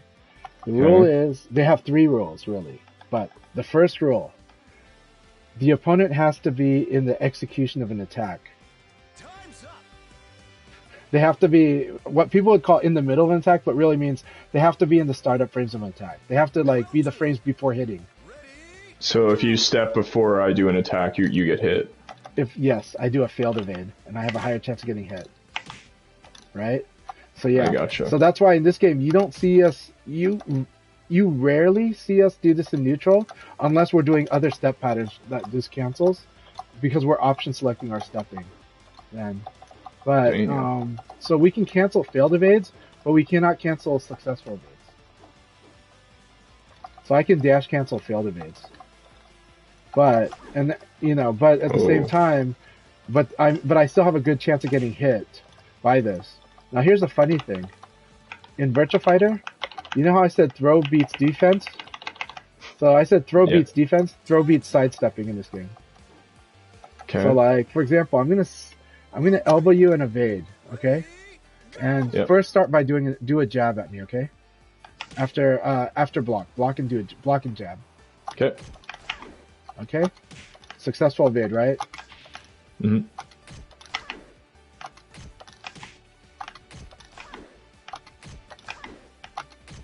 And you're canceling, right? I'm just doing an evade. I'm buffering an evade. I'm not canceling yet. Oh, but here's what I want to show you. Now, block the elbow and do a throw. I'm going to do the same exact thing I've been doing. Throw beat sidestep. Gotcha. I'm going to write that down because that seems important. Yeah. We do have half circulars. We do have circular attacks. But I can tell you the 3 rules right now. 3 rules. Rule number 1, the opponent has to be in the startup frames of their attack. Okay? Or we call them execution frames, but whatever works for you. Whatever language works for you. Alright, so the opponent has to be in the startup frames. Rule number 2, the attack has to be evadable. Okay? That's kind of an... And then rule number 3, you have to be evading the correct direction. Now, there's linear attacks, which means they can be evaded up or, like, either direction. And there's half circulars, they can only be evaded one direction. And then there's circular attacks, which cannot be evaded. Though there is ways to deal with them, too. But, now this is what you can write down. The correct direction for evading is based on the attacker's front or back direction. So this is going to be a bit crazy here, but this is going to be hard coming from Tekken, okay? Because Tekken is just, do I evade to my left or do I evade to my right? Right now, you look at Sarah. You see her torso? Which direction of movement are her breasts pointing to? To her right? Correct, but universal directions, if I said, let's say the up direction or the down direction, which direction is her breast pointing to? Up. Correct. So front is up right now. And then back, her backside, is currently down. However, what about now? Where is her front facing? Down. Correct. And where's her back facing? Up. So, it can change directions in this game. Every character can switch stance. Every character can be like Horan. Okay? So what's important is to watch torso. Now there's 2 ways. There are 3 ways to look at it, but I'm going to talk about 2 ways. There are 2 ways to look at this, okay? One is looking at the torso and which direction, front or back. That's the way it's intended. Another way is, you see her front leg? You see the front leg, right? Which direction would you say the front leg's associated with? Her backside, right? It's kind of hard to see with her stance. You look at Brad's, right? His front foot is the same direction as his back, right? Correct? Yeah. And so if you look at the front foot, that's where the back is. Well, just thinking in terms of like realism, like it's not realistic. So it's every character in this game is a switch hitter. So on me right now, you wouldn't evade up based on my stance? It's based on their attack, right? Yeah. And so half circular attacks, the correct evade direction is based on the attacks, correct? Like on the properties of the attack. And the correct direction is going to be based on either front or back of the character. Yeah. So so in this game, you need to look at the attacker, not yourself, right? You still do in Tekken. It's just that in Tekken, everybody's in orthodox stance except for Hurong, who can switch stance, right? Mm-hmm. But in Tekken, every character is kind of like doing orthodox left foot front, right? And so in Tekken you can just call it out as I sidestep to my left or I sidestep to my right, except when I fight Hurong. But in this game, it's no, everybody's kind of like Hurong. So the hard part is everyone's like Hurong, except for the fact that they don't change their move list. It's just that everybody is ambidextrous in this game. They're not left or right-handed in this game. And what's the input to switch stance? You don't really have what it's that you do attacks to, but Sarah and Jackie can do it manually. Oh, I see. Okay. Yeah. But like if I do down and kick, Sarah will switch stance. But Brad, maybe not. Try different moves until you see the switch stance change.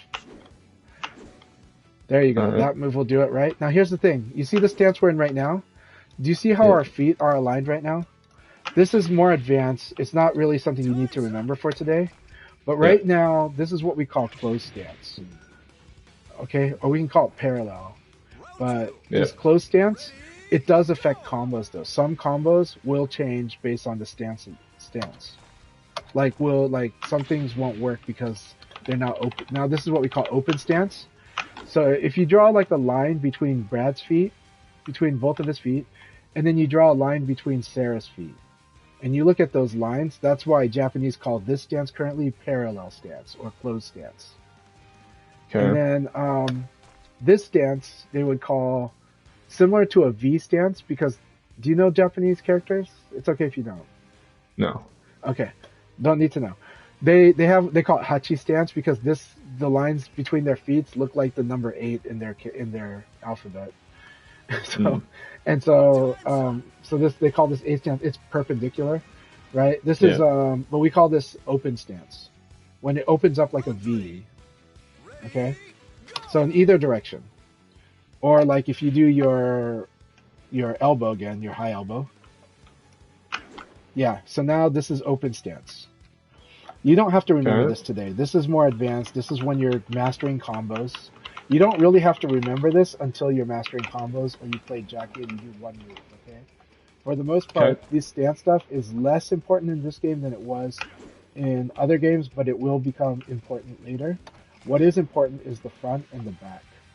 Or looking at the front foot and back foot, if that makes sense. And they do dictate which way you should sidestep? Correct. They dictate which way you should sidestep based on the attack. Based on the attack? Yeah, so the attack is held. Yeah. So this does get complicated. You don't need to worry about evade yet until you're much Yeah, you have to think about the stance and then also the attack. You don't have to think about the stance. You just have to think about front or back when it comes to evading.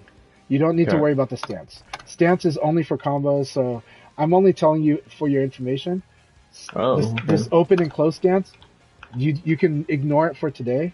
Just know that it's like it comes up when you're mastering combos, when you're maximizing combo damage. Okay. Okay. I thought okay. Yeah. Yeah. Just say it for later. But I'm just telling you that in this game, the sidestepping, which way to evade, is based on. For example, go ahead and do down back punch. Back punch. So like and then we'll have you do down back punch, and then we're gonna have you do, and I'll show you from my side, sidestepping Brad. Okay. Okay. Yeah, if I see it, I think I'll get it pretty quickly. You will, yes. So. Yeah.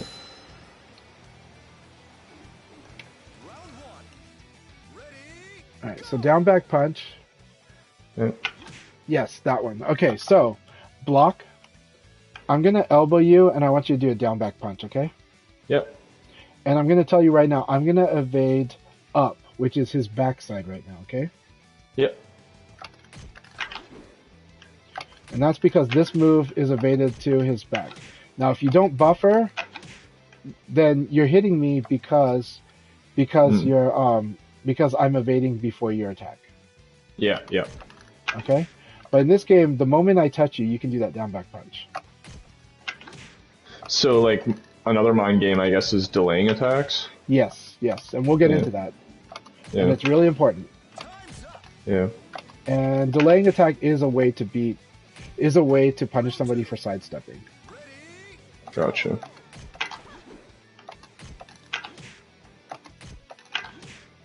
Oh. Once we do this 3 times in a row. Yep.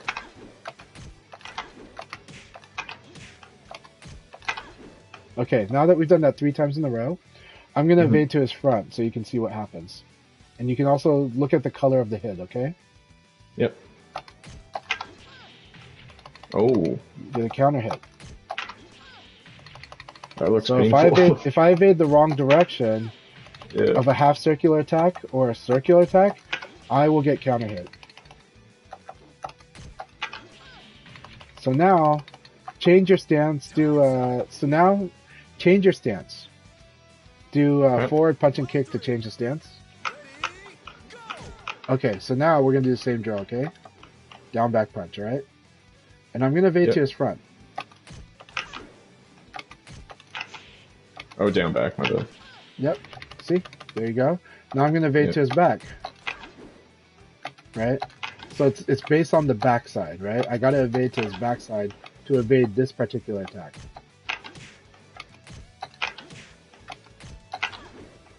I'm going to show you another crazy attack. Hold guard, and then go ahead and hold forward. This is I've told you that in VF we don't hold directions much, but this move you want to hold forward before you do this. You hold forward and then press kick. That's the move. This kick. Right. This kick is a crazy strong move of Brad's, but the whole purpose of this move is to punish anybody that is attacking against the frames. They're attacking too slow for the frames. What does that mean? If they're mashing. So that move is good at punishing mashers. Okay. Okay. And the reason it's good at punishing mashers is that it's what we call an EX high, and I'll show you what an EX high is. We've already talked about an EX low. Do you remember what an EX low is? The EX means you can just block it? That was no on the what? EX low. Yeah, EX low, right? I'm going to show you EX high. I know this is information overload, but this move is so good at Brad's, it's good to understand what it is. Sure, yeah. Okay. So, you know what a mid attack is. And you know that the mid cannot be crouched under and it cannot be hopped over, right? Yep. But a high attack can be crouched, right? Yep. So, for example, like let's say you're doing you do that hold forward and kick. Okay, right? And I'm blocking it, it's a high, right? You got to pre-hold forward. Yeah, it's one of the rare cases where you pre-hold the direction. So you got to do forward first and then kick. Yeah. It's very weird. In buffering, it's not too bad, but you got to understand that's how it works. Okay? It's a weird move. Even if I do it too quickly, it still is the knee. So I got to like really slow it down. Yeah, you can buffer into it. Like if you did like punch guard and then help forward. Yeah, kick. I see. Yeah. Yeah. Yeah, I got you. Yep. For example, you can dash, hold forward, and then kick. Yeah. And you can forward dash because Yeah. So, let's say we're doing this. Quarter circle forward motion is actually a good way to do this. So there is a shortcut for moves like this. There's not many moves in the game that are this hold forward and attack. Okay, like hold forward and kick. The quick way: do a quarter circle forward kick. Yeah, that's the fast way to do it. So they did give you this. Yeah, so you can go ahead and do it that way. Thanks for reminding me, Lethal Sum. Yes, so you can do that. So if you want, you can practice doing it that way because that's the quickest way to do it. It's trouble-free. Yep. Fantastic. So now I block low. You go ahead and do it, and what happens? Correct. Right? Now here's the thing. EX high, the funny thing about EX high, it ignores the... it cannot be crushed by a low attack. Except for one or two low attacks in the whole game. But it cannot, in general, it ignores the rules. So basically, go ahead and do it. Oh, I see. So that's why it's... So I'm going to do side kick, and then I'm going to elbow you, and then do it. So you block the elbow, and then do this move, okay? Yep. Oh, shit. There we go. Oh, shit. And that is why this move is stupidly good. So you do this against people that are mashing against you. Once you have advantage, once you have enough advantage, you use this move against them. Is this like a good counter to 2P as well, I guess? Yes. Yeah, you can block 2 low punches in a row, block the low punch, and then do this. It's kind of hard to do. So I'm going to do this. I'm going to dash to you and do 2 low punches. So you only get, I'll do 3 low punches to make it easier. I'll dash to you, do 3 low punches. And you're going to just try to kill the second or third one.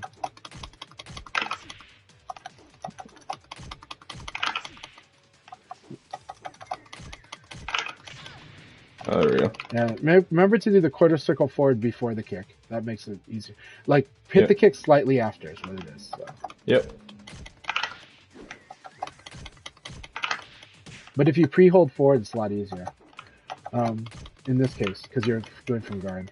Because you can hold guard and forward and you're not in trouble. right? Oh, I gotta let go of guard. Okay.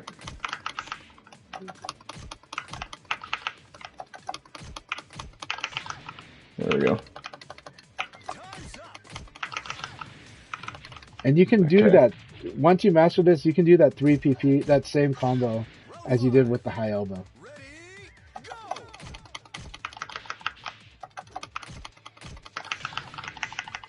So you can do the 3PP after if you want to, but it's, right now you gotta master doing this though. It is an awkward motion. Yes. Oh.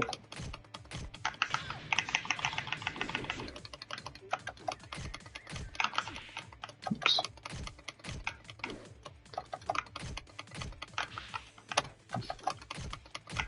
Oh, wait, hold on a sec. Forward kick, okay.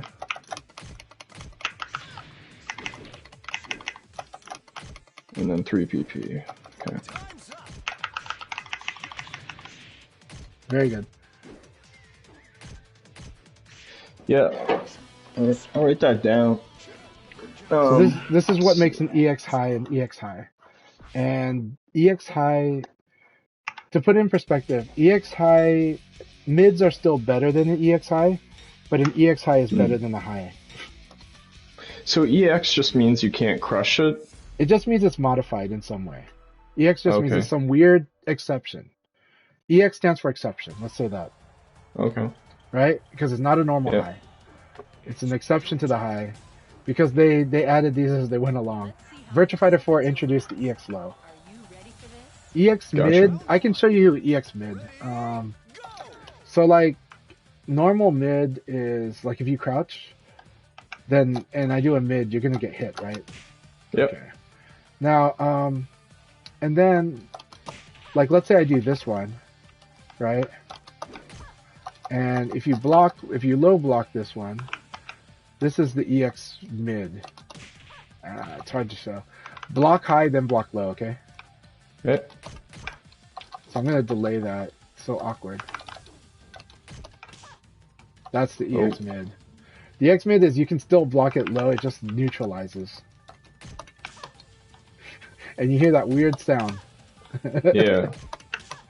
And this move is really good because if I do hit you, I get this knee for free. But if it's not guaranteed and you block low, I get nothing. Kind of nothing. That's all an EX mid is. EX mid is actually a worse mid, but yeah. But it's still better than the high, right? So at least it won't get crushed. At least this thing won't get crushed, right? But it's just so. But now let's go back to your. Let's go to. All right, we'll do this drill again. Okay. I know that we're fast tracking you a bit, so it's okay. This is just a fun side. Remember, this forward kick is a fun side project for you, okay? The other stuff I taught you was kind of more priority in your fights. Yeah, it's just a good Brad thing, you know? Yeah. But it is a really powerful Brad thing, yeah.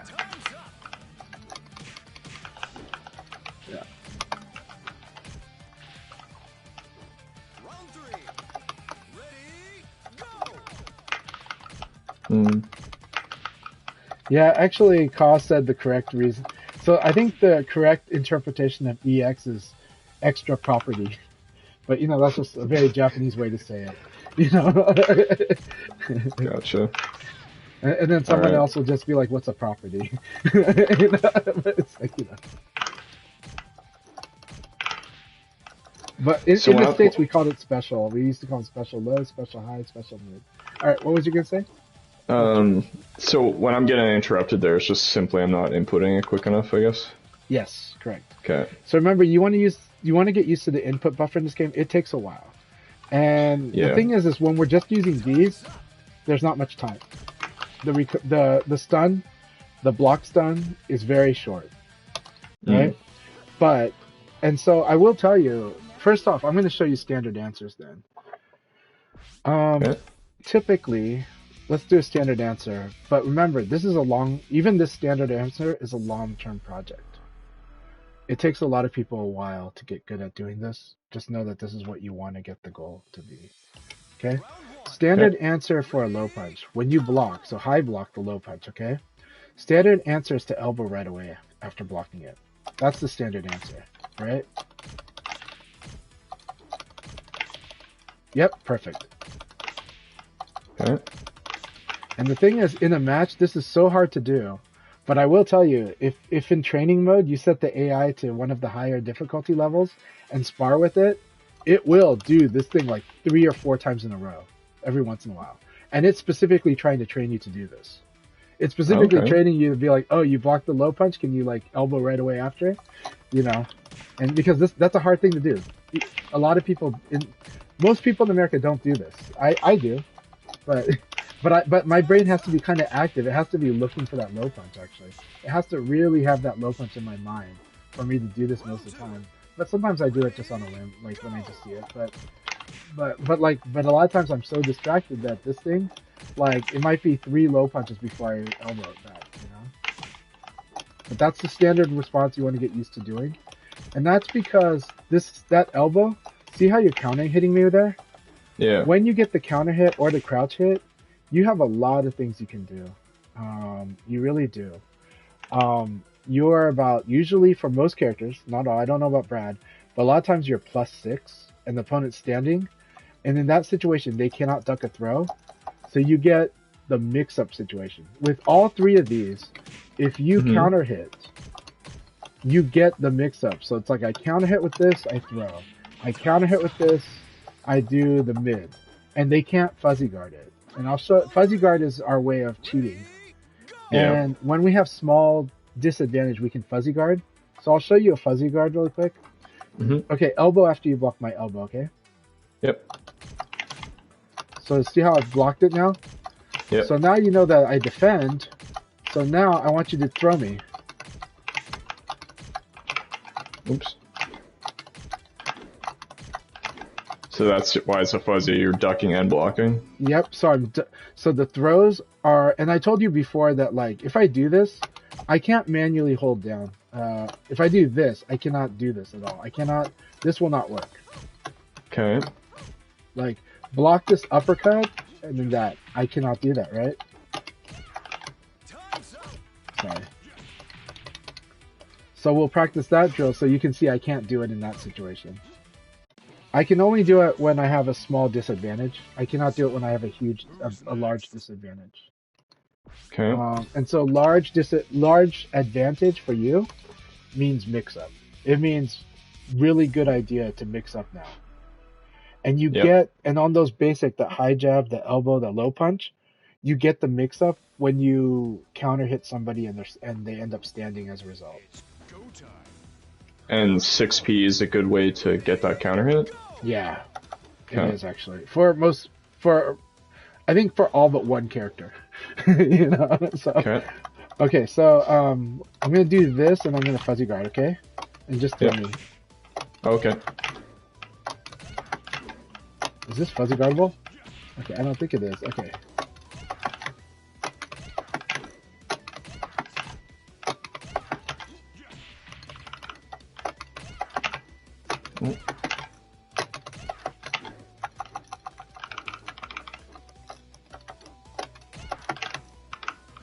I'll try this move. I'll try this move. Maybe she is. Jeez, really? Damn, Sarah's so safe.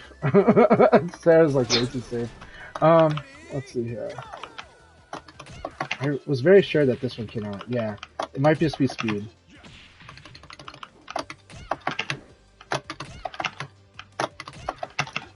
Yeah, remember, do the throw as soon as this thing touches you. Okay, yeah, smash. Like, buffering is really important. Okay.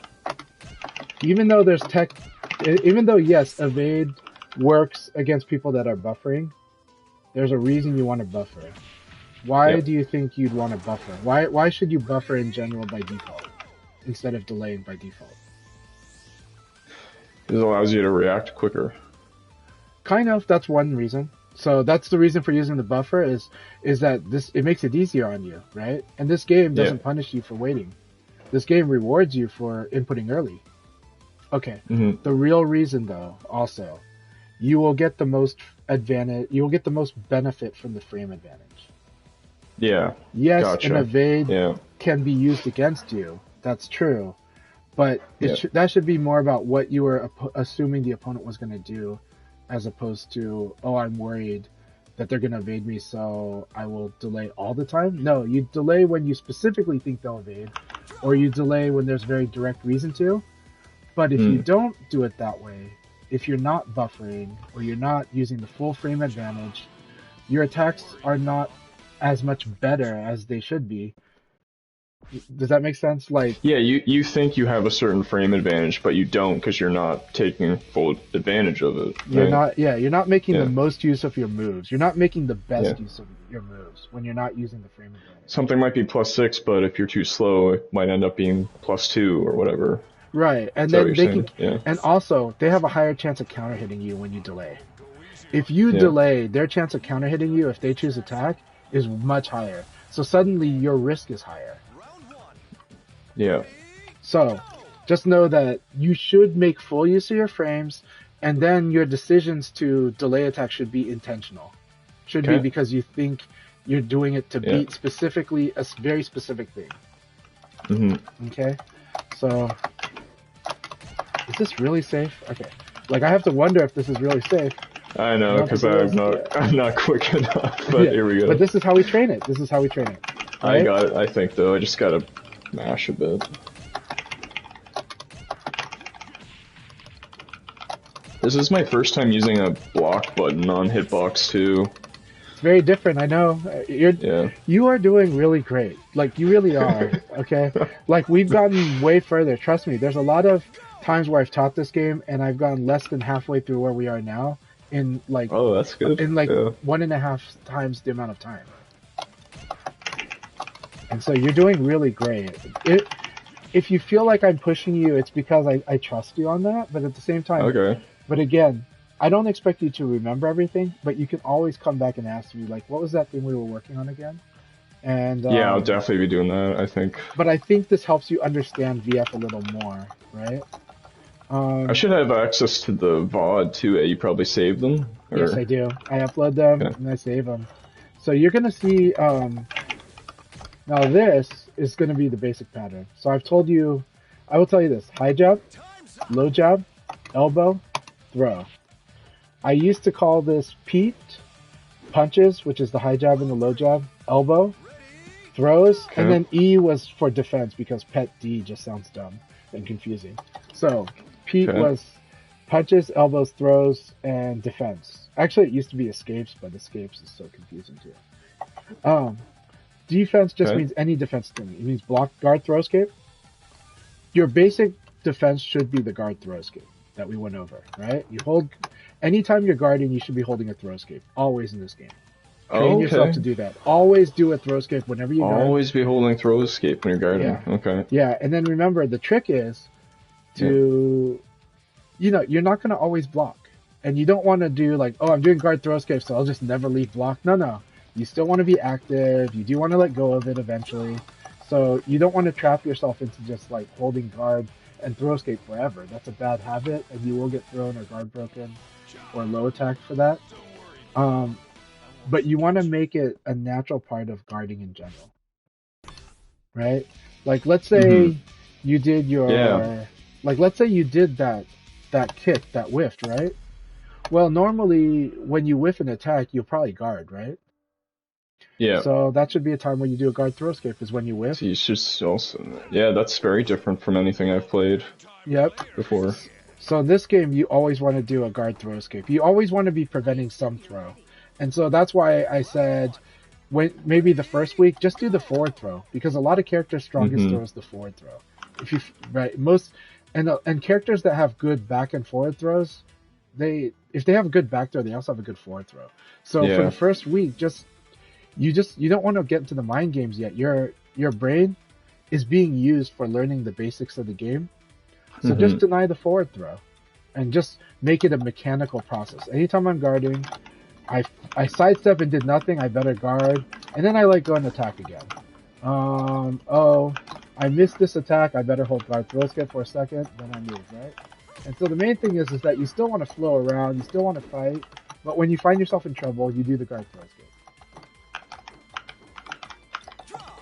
Forward's probably good too, because they're, walls seem so important in this game. They're probably trying to get you to the wall with throws. Yeah, now, don't read too much into the direction of the throw. Just know that a lot of characters have a really good forward throw, right? Brad's highest damage throw is forward. And most of the times it is, right? Most of the time forward throw is. So for this week, just, and tell yourself, look, basically in your mind, if they got any of the throws that were not the forward throws, you're fine. You're still successful. You're just denying them the forward throws, and you can focus more on the other decisions, right? Yeah. So whenever I'm going into guard, forward escape, hold forward escape. Okay. Yeah. And so it's going to take a while for you to really get used to this, but it's really good.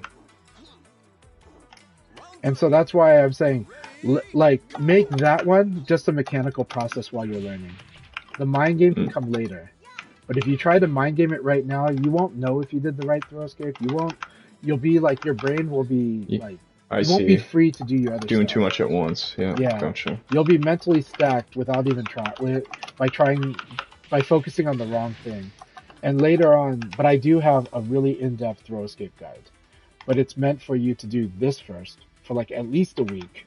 And then when you've got this mechanically down to where you're almost always doing a throw escape when you're holding guard, then you can start focusing on the mind games of throws.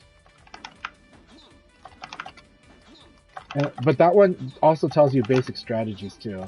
It's like if your opponent is just randomly doing throws and you can't get a sense of which throw they're doing, you can focus on when they throw and you can just launch them. And a lot of times that's true. Yeah. If they are predictably throwing, just launch them. Stuck. Yeah. Yeah. This throw tech is just to help you back up your guard. And what's like a General Brad launcher? Okay, so General Brad launcher, the uppercut's a good one to be as a beginner. That low punch in the uppercut, right? But the problem is you have to crouch. Oh, okay. So right now you notice that you have 3 PP. So do 3 PP. Okay. Right?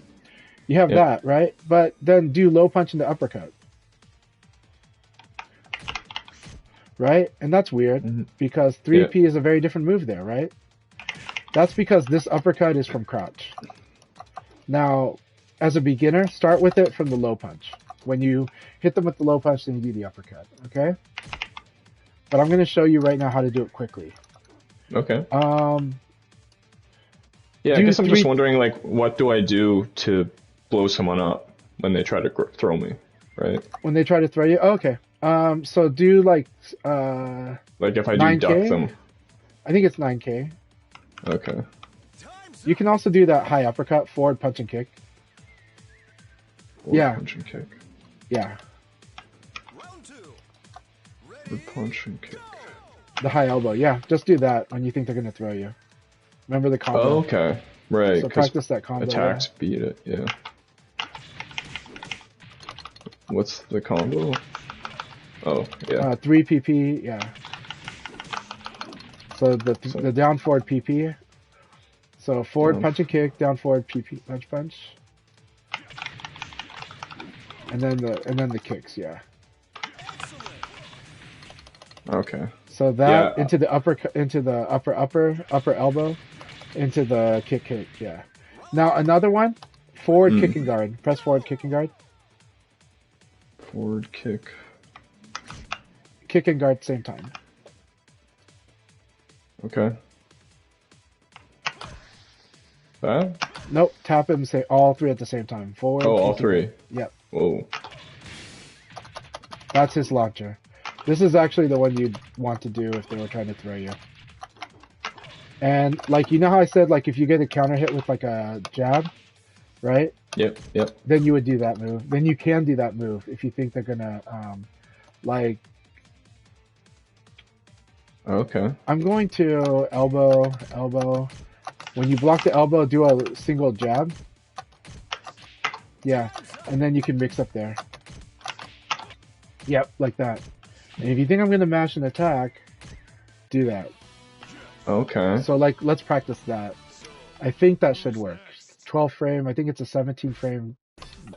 I think they said it's a 16 frame launcher. If it's 16 frame, that's the one you want to do for that situation, and it works. And it would work on everyone too. So let's try that. I'm gonna do an elbow, and then I'm gonna high jab. You can do forward kicking right. If you think I'm gonna mash, right? So. Yep. I'll give you combos later for this, but yeah. But understand that this normal hit launcher is very punishable, right? Because I'm gonna have guaranteed damage after it. Yeah. Like, go ahead and try doing it really quick and try to block. Right? Was that guaranteed? So, yeah, do that. Yeah. Nope. Okay. Really?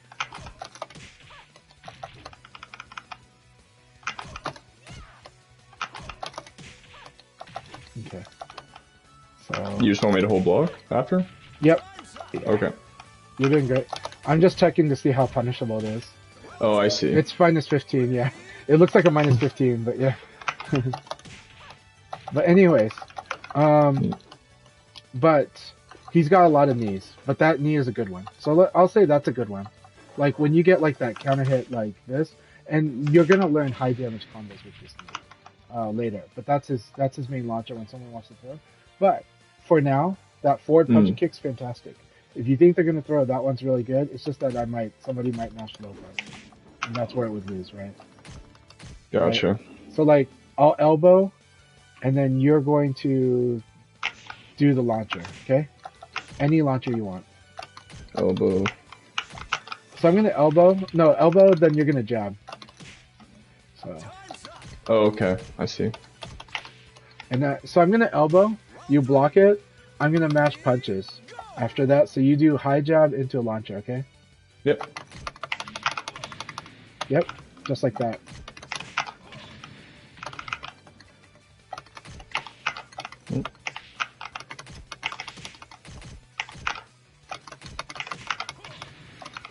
Good. Very good. Right, but now. So the red spark. Look out for the red spark. But let's highlight the weakness of using forward punch and kick then for this purpose, right? Okay. Yeah, that one. So I block. You're gonna high jab into that, okay? I mean, sorry, you're gonna block. Block the elbow, and then I'm gonna same thing that we did before. Right? Good, good. No, but this time do the high jab into that. So. Perfect. Yeah, so now let's do the weakness. Oh, I see. Cool. Right. That's called a low crush. Yeah. So yeah, right? So that's why you want to use a mid, right? That's why when we say mid or throw, this is the exact reason why. Right? But that high elbow is good for whiff punishing. It is good for block punishing too. And it's also good for like beating throws last second. You're just like, you don't know what to do. You're like, they're gonna throw me. And so here's the thing about throws. Throws are 10 frames execution, and like, let's say I was +9 and I threw you, right? And I did throw. So there's only one frame away, right? But if you attack, if I'm +9 and I throw, and you didn't attack, your attack will win. On that one frame of your first frame of your attack is going to like beat me, right? So yeah. It's because you don't have enough advantage, or because attack always beats throw in this game. That's okay. It does. You can almost not even think about frames. Yeah. Okay. The only times that throws are guaranteed is when I can throw. I get a guaranteed throw against you if you're -10 or worse, right? Or you have a 10 or worse. Yeah, if you have a guaranteed throw against me if you are +10 or better, right? Okay. But jabs in this game, are typically 12 frames. 2 frames slower than Tekken. Though they used to be 10 frames also. I was actually just gonna ask you what's some like universal frame stuff like that. So 12. So the good thing is, and you can write this down if you want to get the notes out now. So we've talked about the high jab, we've talked about the low jab, we've talked about the elbow. Okay? Yep. They all have, they mostly have, remember that when we talked about forward punch, you can put parentheses character dependent. Because some characters have a different move that represents their quote-unquote elbow. Okay, but generally they'll have very similar frame sets. So I'll break it down. High jab. +2 on block. Okay, so just P +2. On guard, yeah. Normal hit +5. Okay. Counter hit +8. Okay. We'll go to low punch. Okay? And remember that low punch is an EX low. 2P. Yep. So 2P is an EX low. It can be blocked high or low. So on guard, -4. Yeah, -4. Okay. On hit, normal hit, +4. Yep. And on counter hit, +7. Okay. It's like only 1 frame worse than jab usually in those, right? Also, by the way, recovery hit does matter, but recovery hit usually has the same frame stats. Almost always. The only thing recovery hit really gives is recovery hit gives a smaller bonus than a counter hit for damage, and sometimes a follow-up to an attack is guaranteed on recovery hit, but not on normal hit. But you don't have to worry about recovery hit yet. Just know that it's a small bonus. Okay, so then the next thing, elbows. Elbows, so 6P. 6P, yeah. And put guard cancel for Brad, just because Brad 6P is, you should, just to understand the basic elbow. Yep. Okay, you do want to learn his follow-ups for elbow, but we're talking about the single elbow, which is amazing by itself. Even if he had no follow-ups, amazing elbow. So, typically, and there's some variance on this, for sure, on guard, -5. Okay. On hit, normal hit, 0. Man, am I testing you right now? Is this all memory? This is on memory, yeah. This is my memory. Yeah, because this is, now it can, there's some variance on elbows, so understand that there's variance on elbows between characters, but generally, this is the general framework of them. So generally, on normal hit, they are +0, which usually means you should low punch if you don't know what's going to happen, or you should defend. Defend is good, you know, right? Then, now here's the second one: is crouch hit. Okay, crouch hit. Crouch hit. Yep. +6, force standing. Force standing, yeah. Okay. So it'll force the opponent to stand up if they crouch hit with an elbow, and they will be -6. You're +6. Okay. Then counter hit, we'll just say +6. There's variance. Some characters is more, some characters less. Okay. So +6 counter hit. Okay. And then so we've covered those. So what's important about these numbers? Okay. If you're +2 or better, you should generally elbow is a very good idea. Okay, I'm gonna write that down. +2 elbow. Yep. There are like 5 characters that can defy that. 6 characters that can defy it really, but you let the opponent prove that they'll defy it first. So generally just do this anyway. Until they prove otherwise. So +2 or better, you should elbow. +3 definitely elbow is a high consideration. Okay.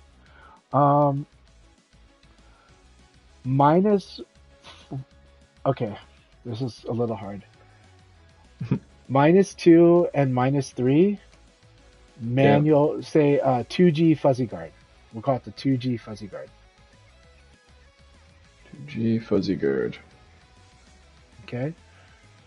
And then -4 and -5, crouch dash fuzzy guard. CD fuzzy guard, if you want to call it that. So. Yep. And the CD fuzzy guards, the crouch dash fuzzy guard is the one I showed you, where you block my elbow, and then I do fuzzy guard there. Okay. Oh yeah. When I was trying to throw you. So this is a crouch dash into a standing guard. And you do have to guard cancel your elbows just to do this. If you don't guard cancel the elbow, you're not going to have the fuzzy guard option. So you could actually try it if you want. So elbow, and then tap 3-3, tap down forward. Yeah. Okay. So elbow, so elbow and then guard cancel. Yep. So you have to build in the guard cancel into the elbow if you do this. So with Brad, it's just not an option with his sways. Like if you don't guard cancel, you're gonna sway instead, and that's okay. Yeah. But it might not be the fuzzy guard you wanted, you know. But here's okay. So generally, okay. Now, here's the other things though. -6 to -9. 6 to -9. Yep. I am in Nitaku, meaning the person that's minus. So you say I am in Nitaku. Nitaku is Nitaku, and I'll explain what it means. TKU. Okay. And that's Japanese for forced to choice.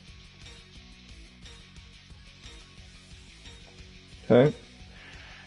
And so that's the mix-up. Forced to choice. Mix-up situation. My opponent is going to mix me up because I can't fuzzy guard. I can't cheat out of this, right?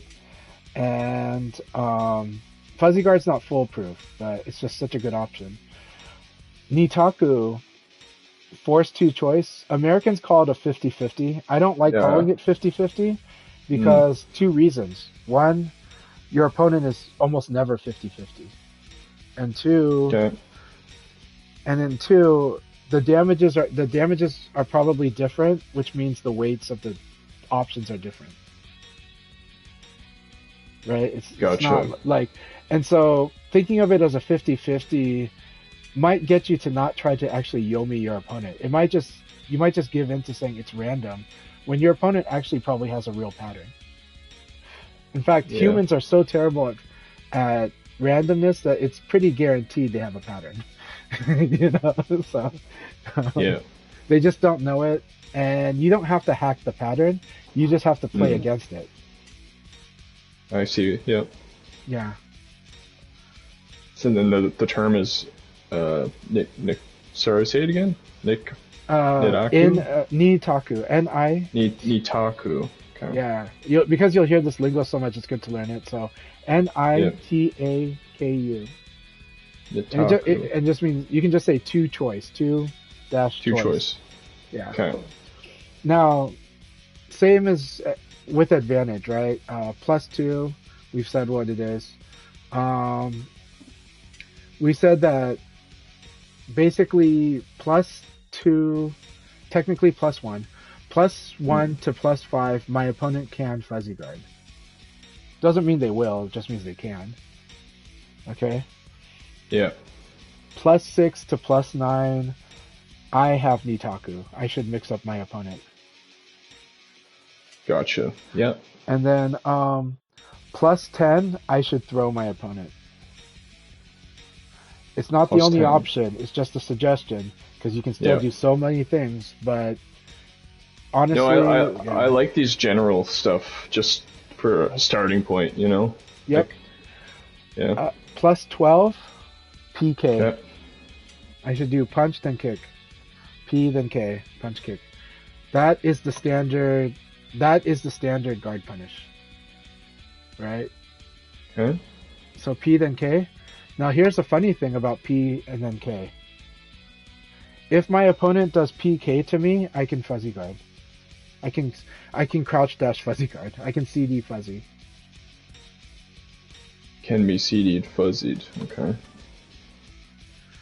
There are two common situations that are easy to learn to fuzzy guard. Number one, when your elbow is blocked. Number two, when you get PK'd. when you get punished with PK specifically. Okay. Okay. And then, okay. So then, the CD fuzzy guard is a mechanic I should practice. Yeah, just have it as a side project while you're learning the other basics that are more important first. But the fuzzy guard is one of the most important things in the game, period. The sooner you master it, the sooner you are comfortable doing it, and then the sooner you'll be able to start adapting it to more and more situations as time goes on. And the more you restrict your opponent's options. Yeah, I almost feel like we could do like a small session even just on that at some point. Yeah, you know, just practicing that. Absolutely, and we will. I could probably set it up in the lab, but I feel like I wouldn't know if I'm doing it wrong or right. Oh no, I will give you drills. I will give you drills to do it. Okay. I'll give you drills tonight, and it's very easy to do. Yeah, it's very easy to practice, very easy to set up, and these two situations. But I'm going to show you more, right? Sure.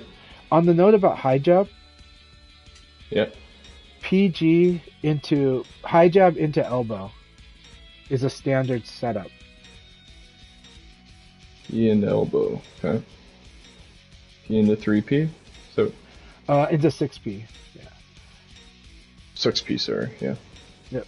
Yeah, in Tekken 3P and Virtua Fighter 6P. There's a shirt in Japan that says 6P, not 3P. And I think it's for people learning Virtua Fighter from Tekken.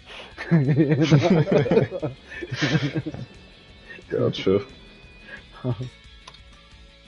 But here's the other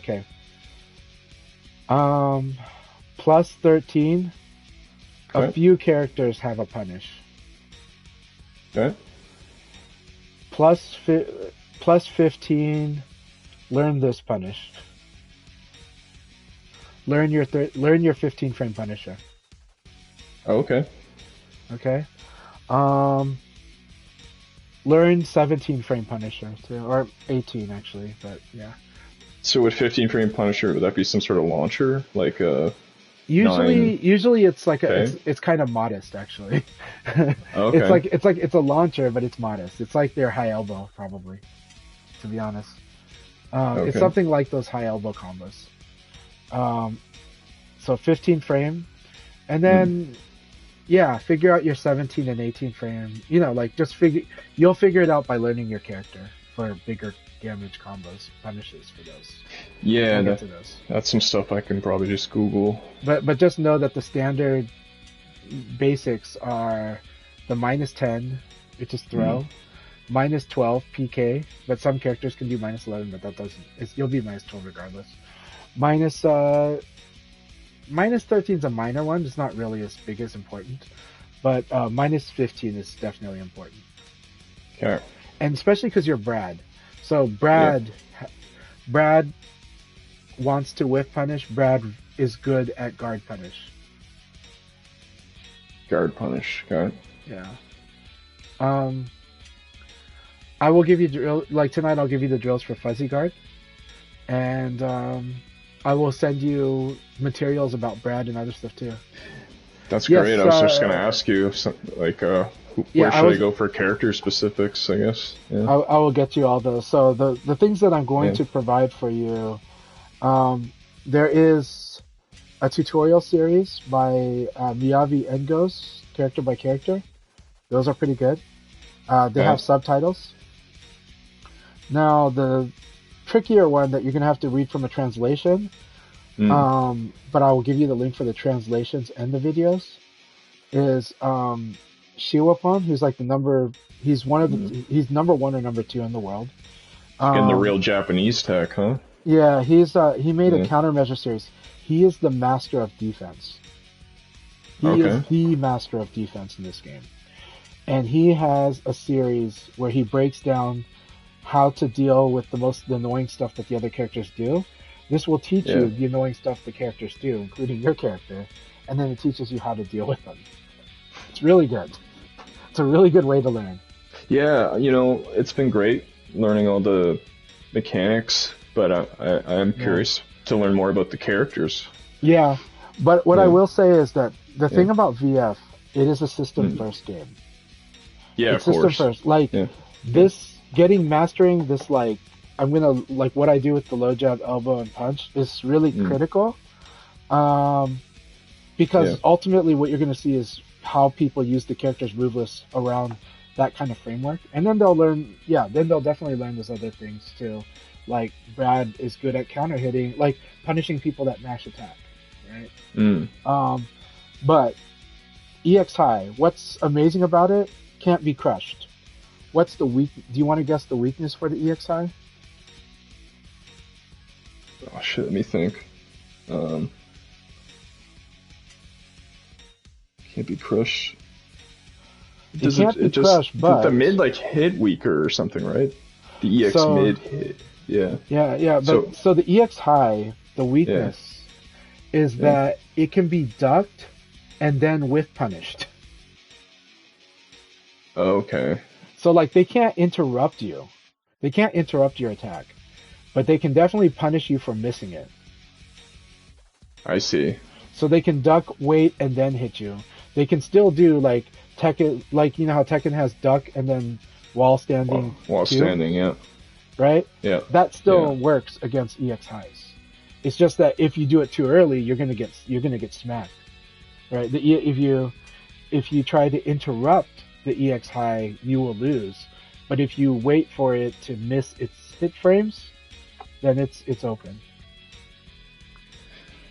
Yeah, gotcha. And you need to know that because Brad's EX high is so good, but somebody's crouch dashing at you, they duck under it, and then they just wait a little bit of a moment and then hit you, and they've got guaranteed attacks.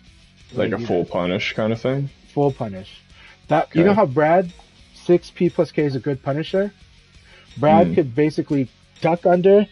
He could duck under that awesome kick, and then do that high elbow and combo them.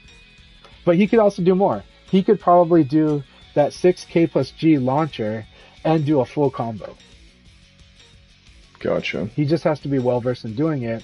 It just requires a bit more skill to do. So yeah. So EX highs are still, again, mids don't have to worry about that, right? Mids worry about guard punish. Mids worry about whiff punish from range, from spacing. Yeah. But in EX high, it doesn't worry about getting counter. It doesn't worry about getting counter hit as much or interrupted. But it's really hard to, or at the very least, it just can't be crushed by low punch. Is really the key thing about it. But it also can't be like, okay, here's where we get technical. If I duck under a high and I mash low attack, a crouching attack, it's gonna work. Right? Yeah. Yep. Because of the high, right? But in EX high, if I duck under the EX high, but I still hit that crouching attack, even like a frame before the hit frame, I will get counter hit.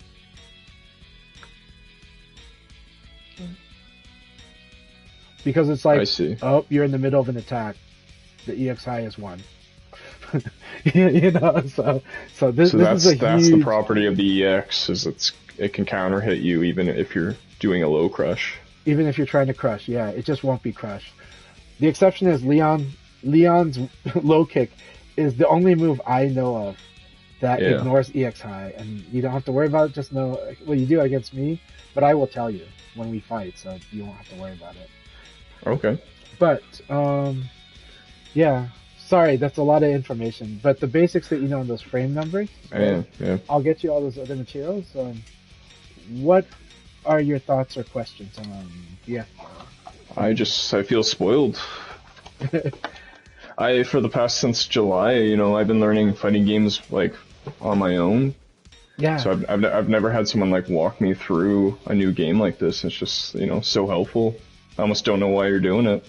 I guess you just love the game. Well, I love the game. Yeah. I love to have opponents. And I've been traveling and playing this game competitively for about 25 years. And, wow. And the thing that you'll see with this community, well, oddly enough, this game attracts introverts, so that's a funny factor about it.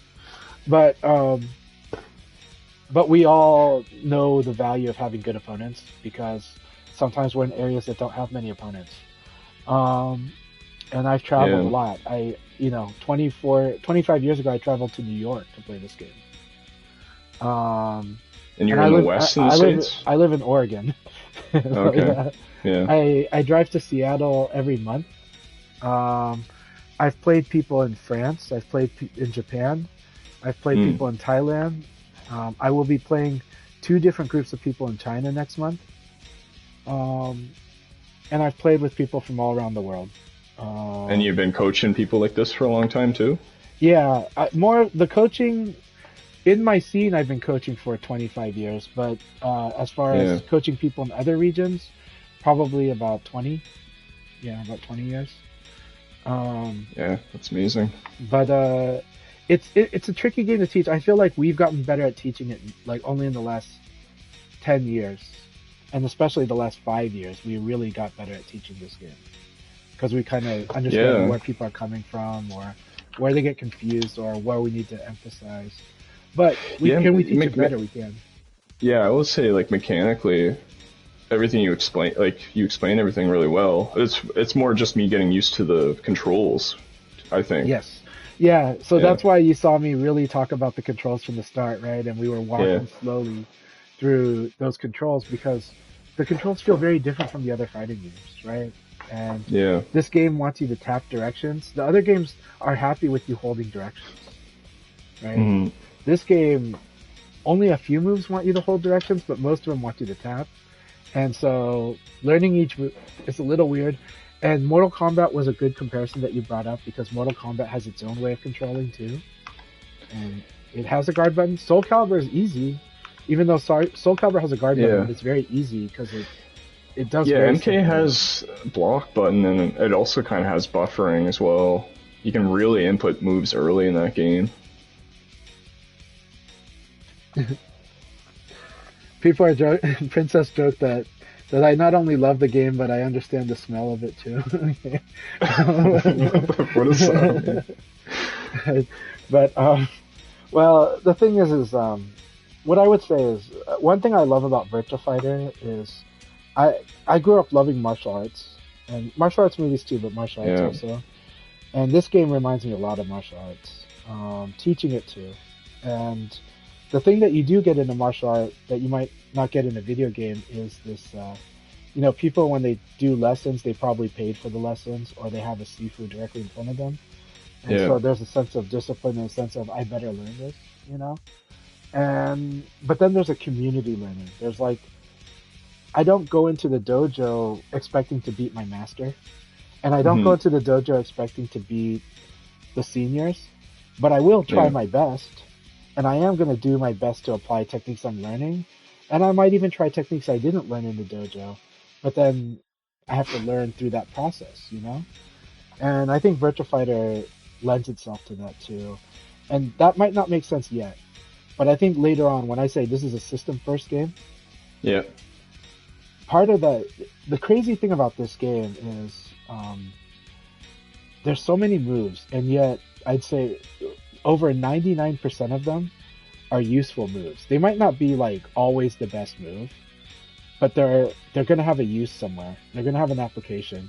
There's only like less than 1% of the moves that are just actually useless, but like 99%. And again, this is a game where each character's got like 200 plus moves. But like in this game, like 99% of the moves are useful. And you get to enjoy that the more you get into this game. As a beginner, there are things you focus on, but you really have to focus on the basics, not just because, oh, it's the basics, we told you so. Because no, like, I can tell you, at the highest levels of play, when we are struggling against an opponent, a lot of times we go back to that jab, elbow, or throw. A lot. Like, we'll find a way, like, we might not play it the same exact way as at the beginner level, but we end up going back to those moves because they have the lowest risk, but they have high setup potential. They have high potential for winning situations and doing big damage.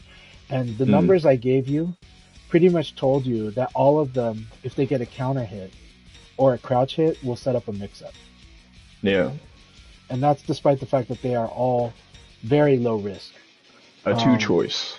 Yeah, they'll set up a situation where I can force a two choice. And what is terrifying about playing poker against a beginner?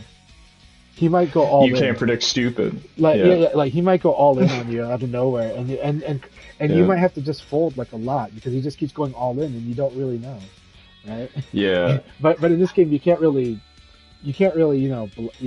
just fold, but you can just go on defense, But, so it's good sometimes to do something what a new player would do because they don't expect it.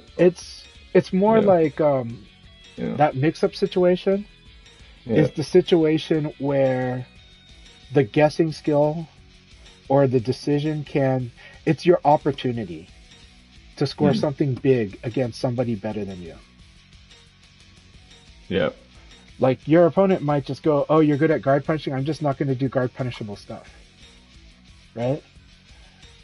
But when you learn where you can mix up, or you learn how to force it, where you get it from block, or where you get it from counter hit or crouch hit, then you can mix up and you can double down on them and try to go for something that will turn the tables. It's like, and when I ask one of the very best players in the country, the top 2 player in the country, what is his advice for beginner? He says, learn the force 2 choice and do it with zero hesitation. Okay. And so it's like, don't even care what decision you make, just do a mix-up. Just do it do it with zero hesitation. And that is his advice, and it is good advice, The number 1 player might give a detail-oriented response that is a big long-term project for the learner. But the number 2 player is like, he just flat out says, learn how to do the mix-up. Okay. And so that's really important. Now, I say learn the box, like they should learn the boxing, and that boxing will teach you the mix-up. Yeah. But where are you going to feel this game? If you want, we can do it right now. Let's do a sparring, and I'm going to show you. We're going to say, let's do this as a first to 5. Okay? Play however you want, even though you don't know how to play the game yet. Yeah, okay? I'm only going to do the jab, elbow, throw, and defensive moves against you. That's all I'm going to do. Okay? But you do whatever you want. Okay.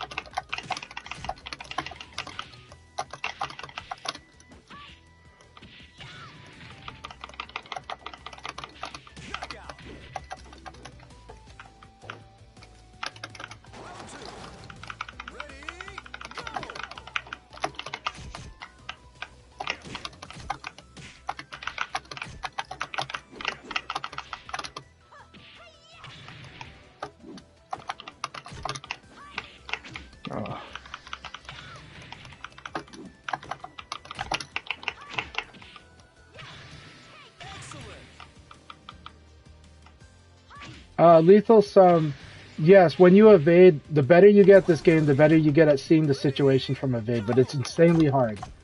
Yeah, the best player in the world, Tonkatsu, he is known for his ability, I'm responding to a question on stream, he is known for his ability to know exactly the situation after an evade. Like his side counter or his side checking is immaculate, and that is so hard because the frames going into the evade changes the frames going out of the evade.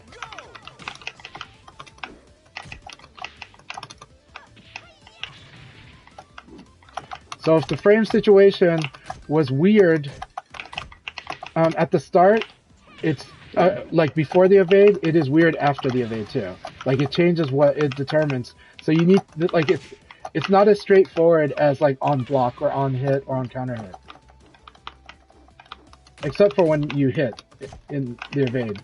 But the evade itself, like the frame data is going to determine, it's going to be based on that.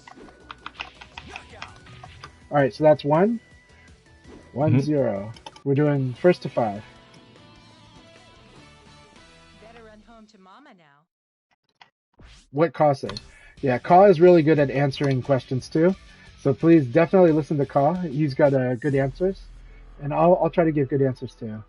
But that said, the more you play, the better you get at seeing what the situation is on side turn. And it is a tricky one, but it's a pretty awesome situation. It is actually the best thing about this particular game. Like, the side game's amazing in this game. Nice. That was a good backdash.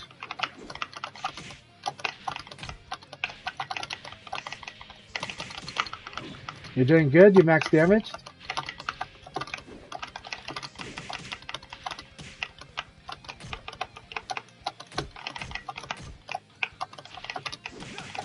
Very good call. That was excellent. You're doing fantastic, and you're using the basics. Hell yeah.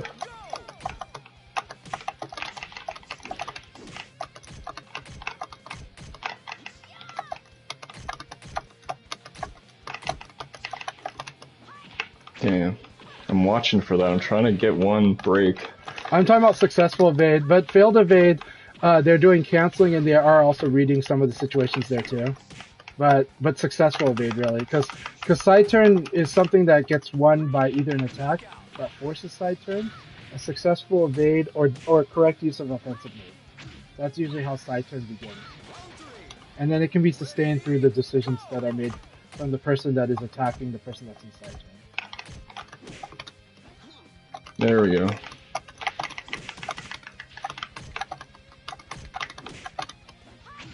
Damn.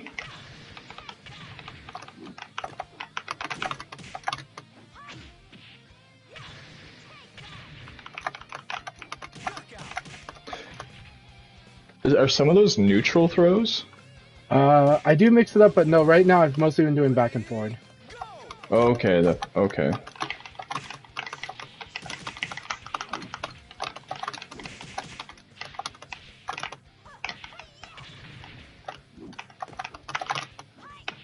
Damn.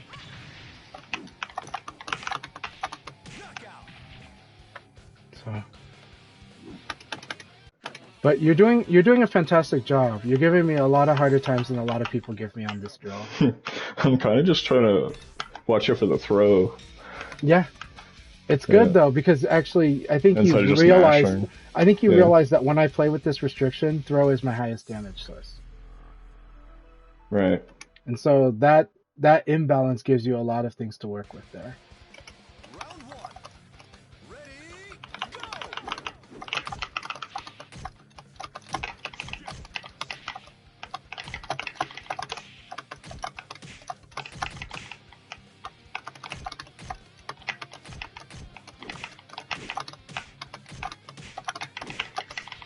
That was beautiful. That was beautiful.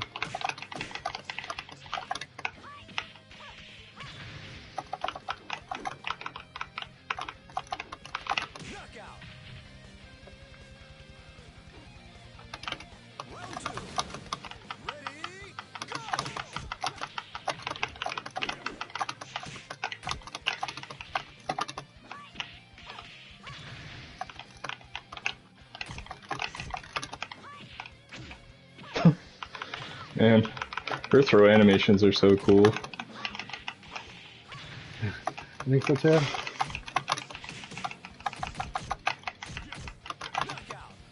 Damn. Alright. Try some...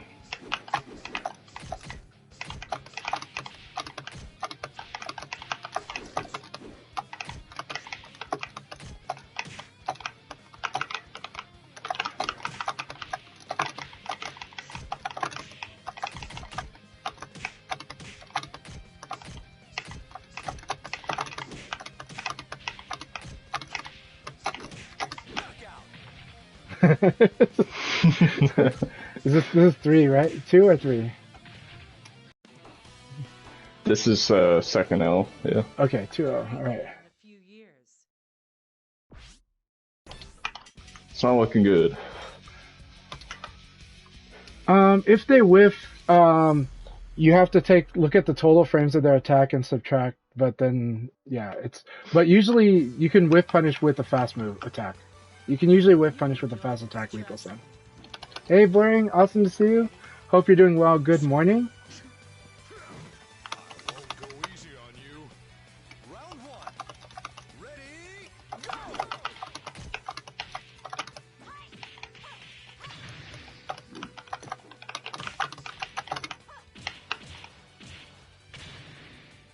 Yeah, I got her. Back wall throw.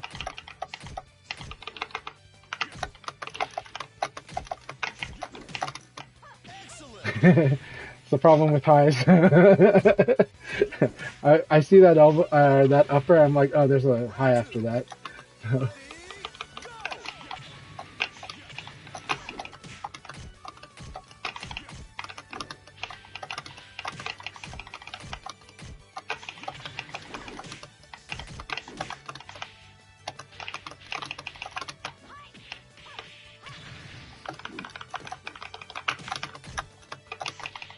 Nice. Oh, that was it. That was your round.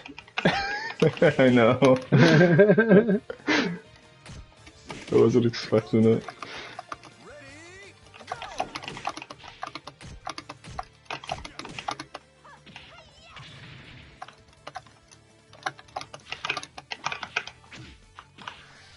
Caught the sidestep.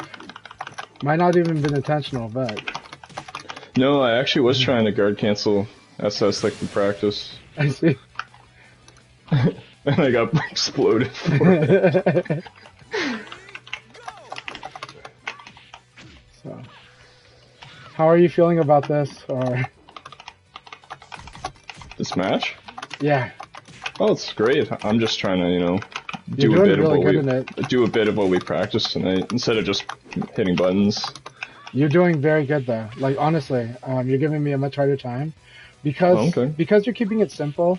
You're actually trying to get a feel for when I might do that throw, or your fear of it. But it's like, you're trying to figure out the defense and the offense of it. And yeah, obviously I'm very experienced, and I know how to fight this way. But you know, I'm also, and I'm having to make these guesses. It's really scary because I'm trying to throw you when I'm really afraid of you launching me. You know, but then I'll try to win by attacks if I have to.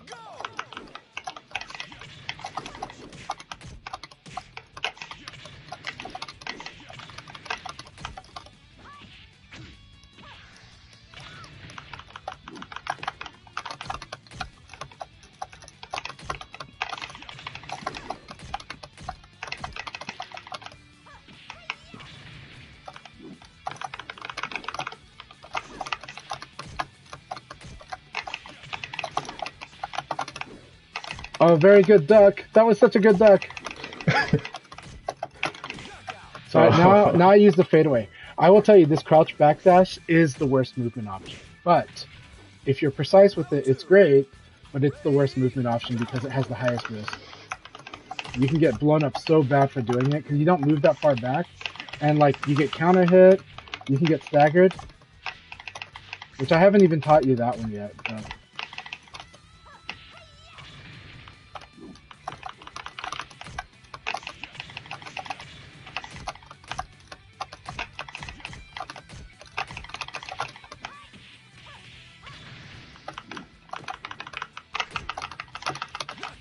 Damn.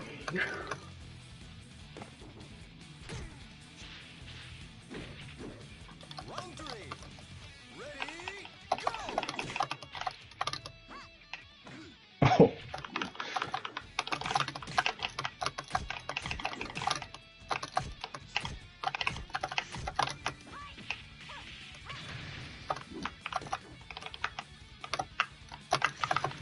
That was beautiful.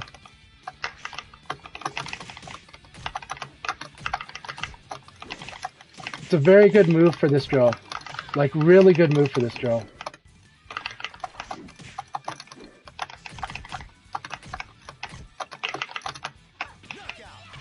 Like that was you figured out that move is really good for this draw, because it's gonna scare me from trying to ABARE, from trying to mash, right? Yeah, that's what you taught me, right? Yep. Yeah, you're doing so good. That's good for counter hits. Is that 4? I think it's 4.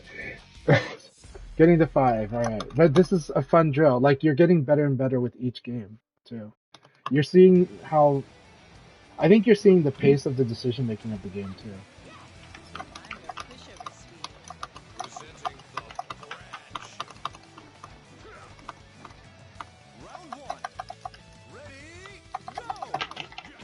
That was good. Good throw.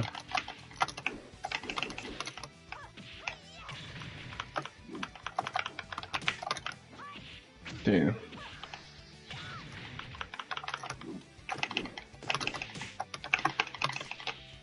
Oh.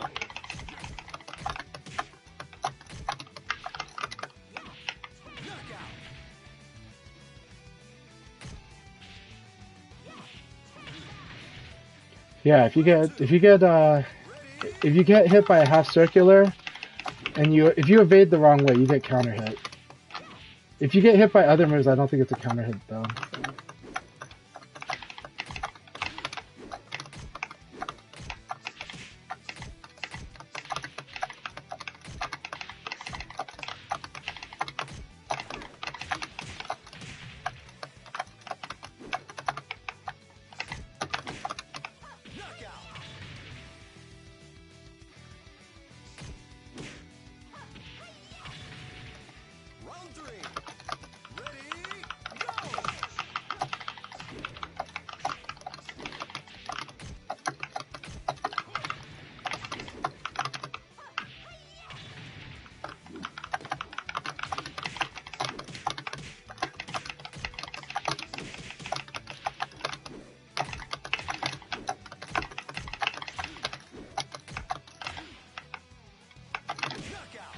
Oh shit. Oh man, I'm so scared. So, but like I said, even at the highest levels of play, we end up falling back on using these basics too. So it's like we just get really sharpened in them too, you know? I will say though that final lecture, backdash. Okay, so let's talk about the movement options again, now that you've had a lot more to understand. Okay. I will send you a cancellation chart so you know. So, failed evade. We talked about failed evade. And the problem with failed evade is you can get hit, right? Yeah. But you can kind of mitigate that by canceling with a dash. You can do up, forward, right? And on hitbox, very easy to do this. You can backdash cancel an evade, a failed evade. So tap down, neutral, then back. Down, neutral, back. Back, down, back. Try back, down, back. Yep. Right, back, down, forward. Back, down, forward. Forward, down, forward down. Forward up. Okay. Then crouch dashes. I didn't tell you the 2 different crouch dashes. There are 2 crouch dashes, forward crouch dashes. You can do it by hitting on your hitbox. You can hit it. I'm going to call it a hitbox for short. On your hitbox, you can do 3-3, right? Just mashing the 2 directions at the same time twice. Okay. The other way, hit 2 and 3 at the same time. Mm-hmm. Then let go of forward. So let go of 2 and 6, right? Then let go of 6, then press 6 again while holding 2 the whole time. And in fact, if you want, hold 2 and 6 and just mash on 6. Okay? And then later on, you can do it by hitting 2 and 6 and then do that motion really quick where you just bounce your index finger, right? Yeah, you just kind of hold down your middle finger. So, so we're going to call this is like 3-5-3. 3-5-3 is just doing 3-3, right? But then we're going to have 3-2-3. Okay? And with these characters, I probably can't show it. Let's see. Yeah, I don't think I can show it. It's hard to show with Sarah, but some characters, you're gonna have different moves available based on this. So Brad, basically sometimes you have moves like 3-3 something, and I don't know if Brad has that either. I don't think Sarah does. But if you have like but sometimes this matters, and I'll give you a list later of where it matters with the character you play. But yeah. just know that you should get good at doing both methods. There's good reason to do it. Both methods, okay. Eventually, but you don't have to spend a significant time just to make this. This is like your your 30th side project. Okay. Yeah. That said, but if you have a preference, go ahead and run with the preference until you find reasons to do the other one. But now we just talked about evade cancel. You can evade. You can cancel a failed evade with a crouch dash. Okay. I'm no pushover, sweetie. Presenting the Brad Show. Jackie's an amazing character. Definitely one of the best characters. Arguably the best character. And yes, the main character for the best player in the world right now. Right? Yep. And so, all button controller movement's pretty easy. Now, the problem with movement is, remember the evade rules? So, like, if you're doing the stepping, and I just throw, like a jab, I can probably catch you into the successful evade, and then you might be at a disadvantage. So, and some characters see this move. Do your stepping. Yeah. Just practice stepping. Eventually, you may sidestep this. Try to do up. Oh, okay. Now down. Evade to her back, basically. So sometimes it can bait like an evade. Because if you actually evade during those frames, it will be a successful evade, and then I can do that. And if this timed well, this can actually interrupt the throw, too. Like, this can cause the throw to fail. I think you have to go the other way. You just want me to sidestep? There you go. There was a successful evade there. Oh. Now it's got to be to her backside, so that's the tricky part. Yeah. But it's just funny when you get somebody to evade, to like successfully evade, and then hit them when they're at a disadvantage. So just a small trick. Okay. What was I going to talk about? Movement. Backdash. What are the two weaknesses I told about Backdash so far? Do you remember them? Number one, you cannot guard cancel a backdash. So like, oh right, that's what it was. Yeah, that was like one of the first things. Yeah. So like, I want you to block. I'm gonna do this and then backdash. I want you to elbow me. Okay. Yep. It's kind of hard. Okay. Okay. Now, let's see. Yeah. See, I got counter hit too. Yep. So second weakness, you will get counter hit if you hit during backdash. Here's the third weakness. Okay. This time I want you to do 3K, down forward kick. Down forward kick, yep. Yeah. So, yeah, that one. I think so. See that? Now I'm staggered. And most characters will have like an almost half-life combo on you. If they call out your backdash with their anti-backdash move. In this case, it was your sidekick. Okay. I will stagger, and then you could probably combo me, but I don't know the combo. Brad, it might be forward punch and kick, but I don't know. We'll try. So, but you have enough time to do something. His is okay. His is a harder one for you, but yeah. Okay. So now notice how I do that stagger. I'm going to tell you about stagger. You don't have to remember it for today. I'll say that stagger is a hard technique to worry on stagger break, and hitbox is even harder. But the gist of it is, first off, let's look at the stagger when I do it. So do the same thing for me. So, oops. Side kick. No problem. So you want to do the side kick to me? Yep. So you see how it went from green to red?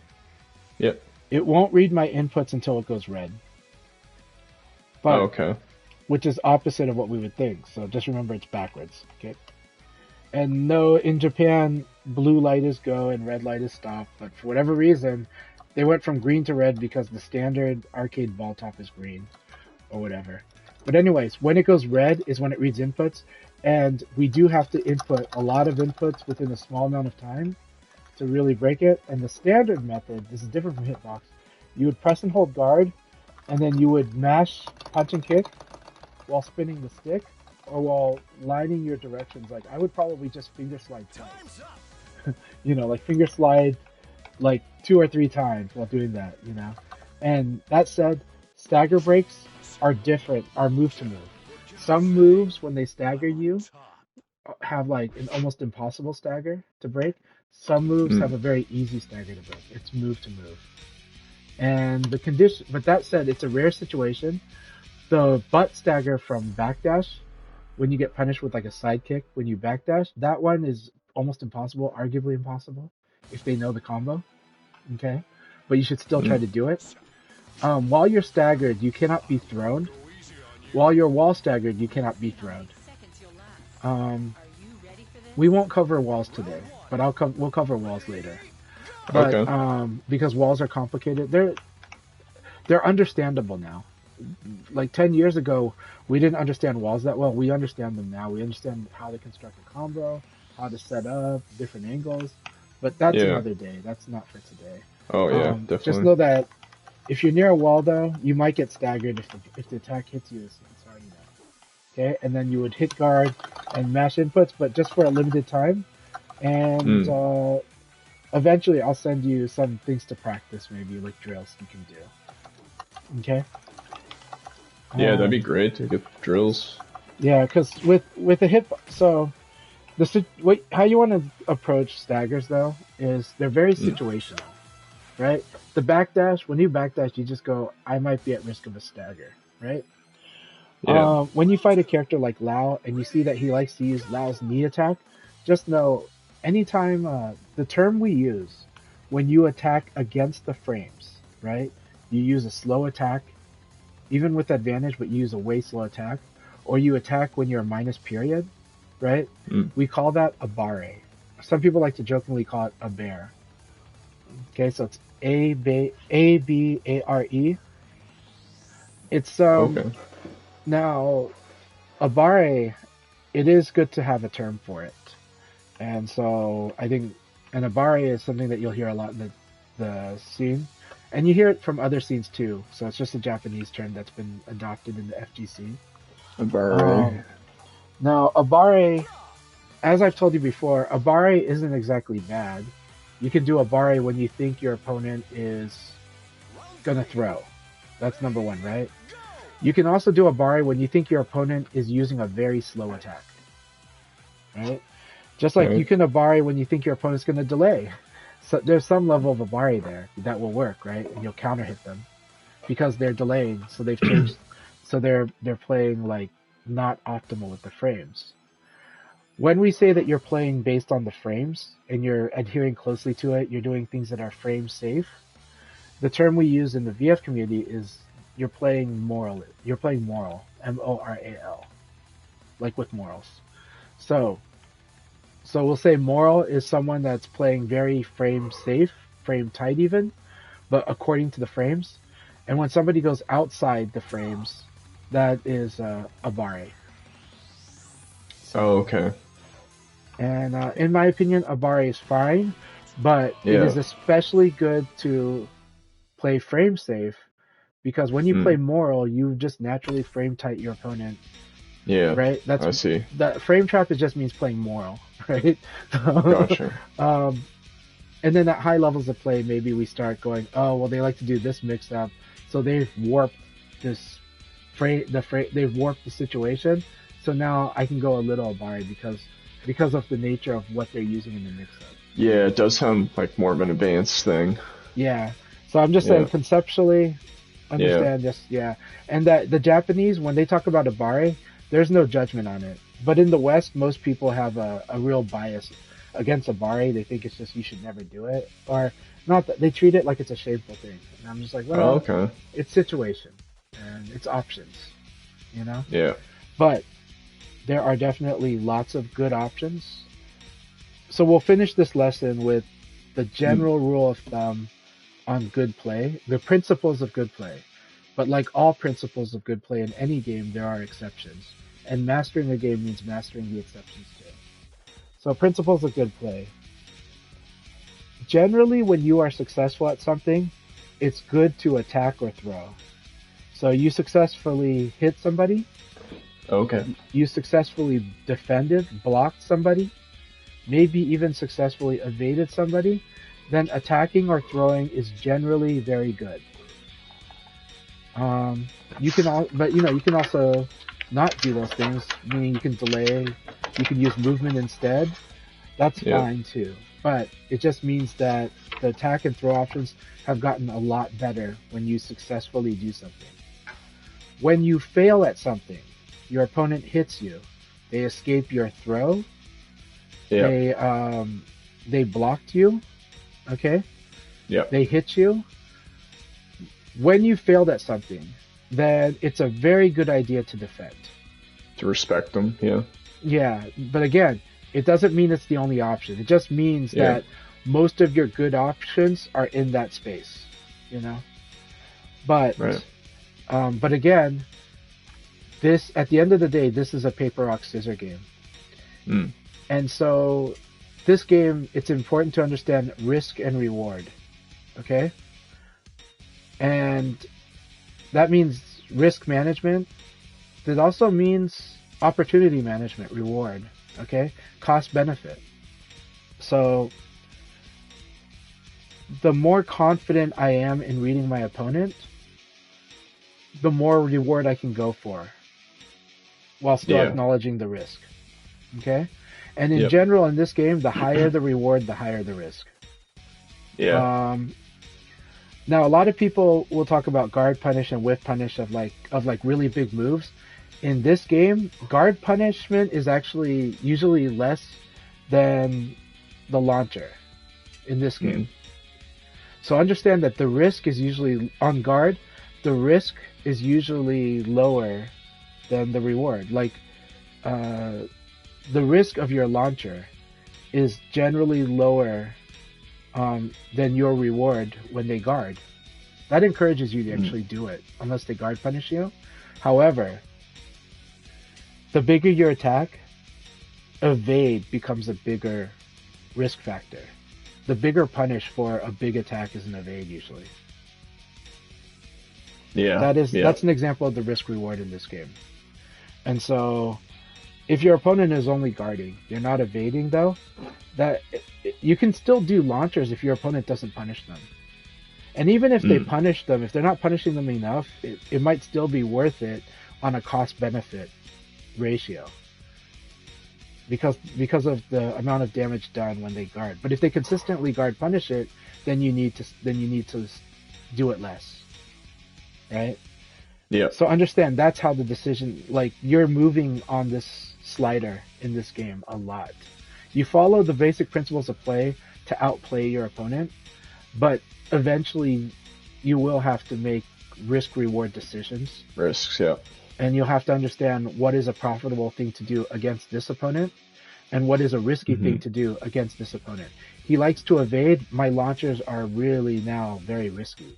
He's good at evading and punishing. My launchers are very risky, right? But we can start devolving the game into, maybe I can ABARE with small moves, I can delay, I can do all these things. And you said throws are good? Yeah, throws are, I do recommend, so that's another tip. Okay. So when I told you close range, this game is forward biased. It wants to be played up close. Yeah. And it's because, well, one, this throw escape system makes it so you can hold your guard and still throw and deny a lot of throws. Just like standing like a rock up close. It's possible, right? So because of that, cracking you can be a little harder than you might think, and cracking the opponent can be a little harder than you might think. I had a hard time cracking you. right? I 5-0'd you, but I had a hard time cracking you. You know? So I'm just saying, but this game lets you fight up close. Okay? Yeah. But that's because you have a lot of options up close. When you're far away, you have way less options. You're a little easier to read when you have less options. But it goes both ways. Okay? Yeah. But up close, there's more options. It's a little more messy, scrappier. Yeah, I like that for sure. And well, there's a point I really want to make here, because it's really important to understand in this game. But closer generally is better. You're gonna master that. Guard throw escape is really, really good. Okay, guard throw escape is really, really good. When you find yourself at a disadvantage, guard throw escape is really, really good. It's not the only defense. It can be cracked, definitely. It loses to stuff, but it's a really good default defense. Yeah. Okay. And then, but evade is like a risky defensive option. But if your opponent is doing haymakers all day, it's easy to evade those, right? It's easy to evade them even on reaction because they're slower, right? This game again has a really good relationship with risk reward. Small risk is harder to fight, and that's why the strong players are really good at it. High risk also is something, but you make these decisions based on in the fight, you know. And this game has a lot of exchanges and a lot of opportunities to feel your opponent out because of that. And the boxing, another reason the boxing is so good is it gives you so many places to read your opponent, to feel their threshold for risk, to feel their threshold for like their patience on defense, right? You get a lot of reads just doing that because it's low risk. So you have a lot of little exchanges, and you get a sense, this guy's not so comfortable, or oh, they're very comfortable, you know? Yeah, definitely. Yeah, and so, when you force mix-up, that's where I say, like, that's kind of YOMI play. YOMI means reading your opponent. Like, I know what you're gonna do, right? When you do mix-ups, you're playing a game of outguessing, okay? At the higher level of play, you do have more of that Tekken, like, reactive play. And that reactive play is a skill base that grows, and in the future, you're like, okay, maybe I can outskill my opponent. Maybe I need to do more YOMI. Maybe I need to force mix-ups more, you know, and gamble a little, you know? Interesting, yeah. And I switch on my modes on that, actually. Even at high-level play, I am known for being very aggressive, to be honest. But but people that have played me enough also know that I have a strong defense, too, when I insist on playing it. You know, so it's just that. But I also have a character that likes to do weird things and crack people open and attack at different angles. So, you know, so my character does encourage me to quote unquote go for it. You know. So. And which character is that? My character is Leon. The most annoying character, the most annoying voice. He is the character that annoys everybody. Yeah. And when he came out, he looked like Marty McFly. So, people call him Lion because it's spelled that way, but you know he's French, so you know it's supposed to be Leon. You know? Yeah, when I was talking earlier about wanting to learn more about the characters, I kind of meant like just understanding how people feel about the roster, because like I don't even really know the names yet of these people or much of anything. No problem. You're gonna have fun. To have a fun general idea, I'll send you for fun. That blasted salami has a good like primer for you to kind of get a feel of the characters, and he does do a good job in his like where he recommends their difficulty level. But but I will say though that like play any character you like. The basics are the most important, and I think from teaching you today or from doing this session, I really think like you know how to learn. You're pretty smart, and like. And any kind of hiccups you run into can be overcome without too much work, without too many days devoted to it, you know? So I think I'm not worried about you learning anything the wrong way. I think you're able to correct. So I'm very much into learning how to do things the right way for sure. Yeah, but this game again, okay, the balance. This game, if you compare it to other fighting games, this game is incredibly balanced. It arguably is the most balanced out of most games you're gonna play, outside of playing, I don't know, the old karate game where there's no more than both characters are the same, right? That's balanced. But this game is incredibly balanced. Every character is represented at the highest levels of play in Japan. Every character has won tournaments in Japan. Is there a tier list? Yeah. But the tiers really don't matter at anybody's level in the North America. The tier list only really matters at the highest levels in Japan, and by that I mean the top 50. It doesn't really apply outside of the top 50 in Japan. Any character is viable, and even I got that sense for sure. Just simply watching the game, that it seemed very balanced. Yeah. Yeah. I would say we can say it without feeling arrogant about it that this game is incredibly balanced. Like at beginner levels, yeah, there's a tier list because there's definitely scrub killing. There's definitely scrub killer techniques, you know. And so, but the goal is not for that. The goal is for us to get everybody above that level, right? And that's also why I'm happy teaching the game. And it's just, I mean, it's like chess. It's like Go. For me, this is a lifestyle game. This is a game where I love this game so much that, and I could play it for the rest of my life because it's always interesting to me still. It doesn't get boring. It doesn't get rote. The characters are not designed to be just the strategy themselves. They're not narrow strategies versus narrow. It's not built like as a matchup game. Okay? Yeah. It's built as this competitive game where every character has comprehensive tool set. And that's not a brag. It's just a feature. It's just what this game is. Some people don't like the feeling of being mixed up close. Some people hate that. Some people feel like it's gambling, right? Some people feel it's a coin toss simulator. I say no because your opponent has a choice, and people are so bad at randomness. Like coin toss simulator is when you play Pokemon the trading card game, and when a card comes out and when an ability is used, it says flip a coin. That's a coin toss simulator, right? It wasn't like the action perpetuated an actual coin toss. That was this random act that the players, in theory, don't have control over, right? But in this game, your opponent's making choices, and humans are terrible at randomness. And even randomness can be hacked a bit because the damage options are different. Because there's different damages, there's different weights to the decision making. So the more you play it, the more you'll kind of feel it. And I think this game is good at managing the risks and rewards. And it's also managing decision making. And it's managing for me personally, I use both my subconscious and my conscious mind when I'm playing this game.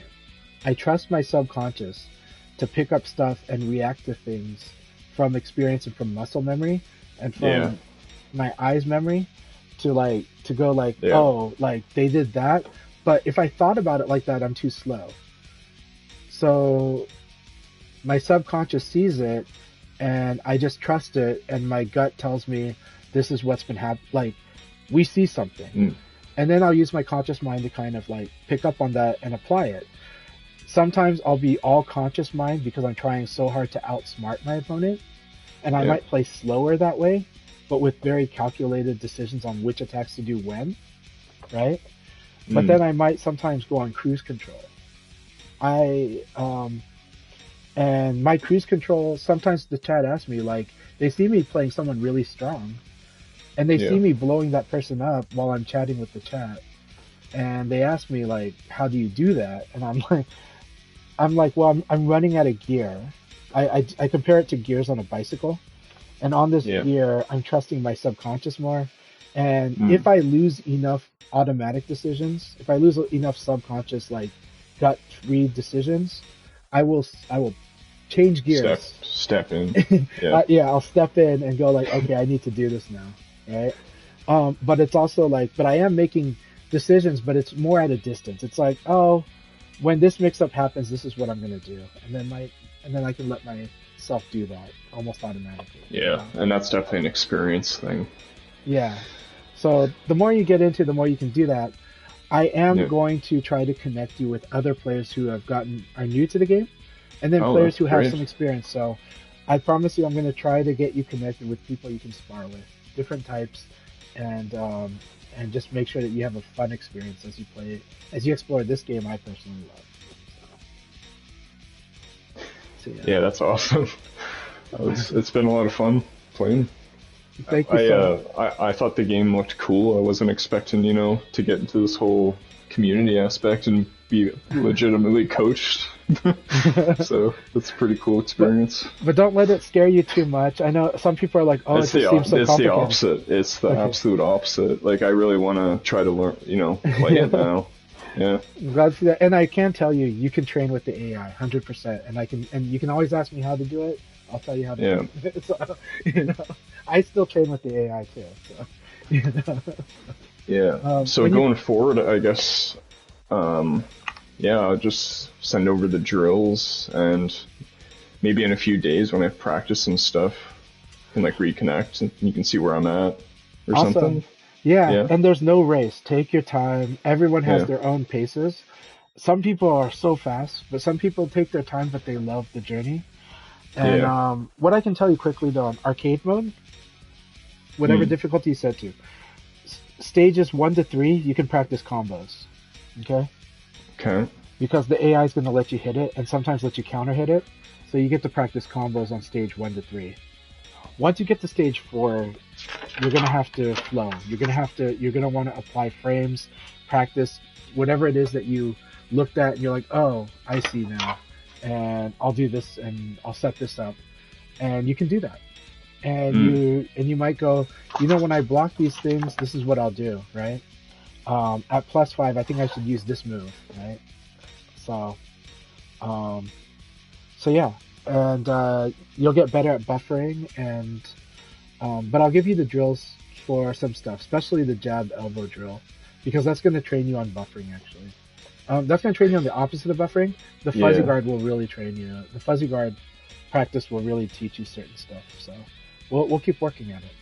Yeah, I'm excited to just start practicing on the execution for sure. Yep. Awesome. So, yeah, thank you very much, man. Thanks for your time. I think I took up 3 hours of time. Are you kidding me? Thanks for your time. I had a ton of fun. And I'm definitely going to practice this stuff. All right, and we'll reconvene, I guess, or... Yeah, anytime you want. Anytime. Don't worry. The only reason I won't be responsive in the last 3 weeks of March is because I'll be in China, and they've got the Great Firewall. So I won't be able to use Discord or anything. I will if I use a VPN, but if they crack down on that VPN, I got to change VPN. So you said you're going there and you're going to be playing a bit? Yeah, so I'm going there to take my daughter on a field trip for 2 weeks, and then vacation in Hong Kong for 1 week. But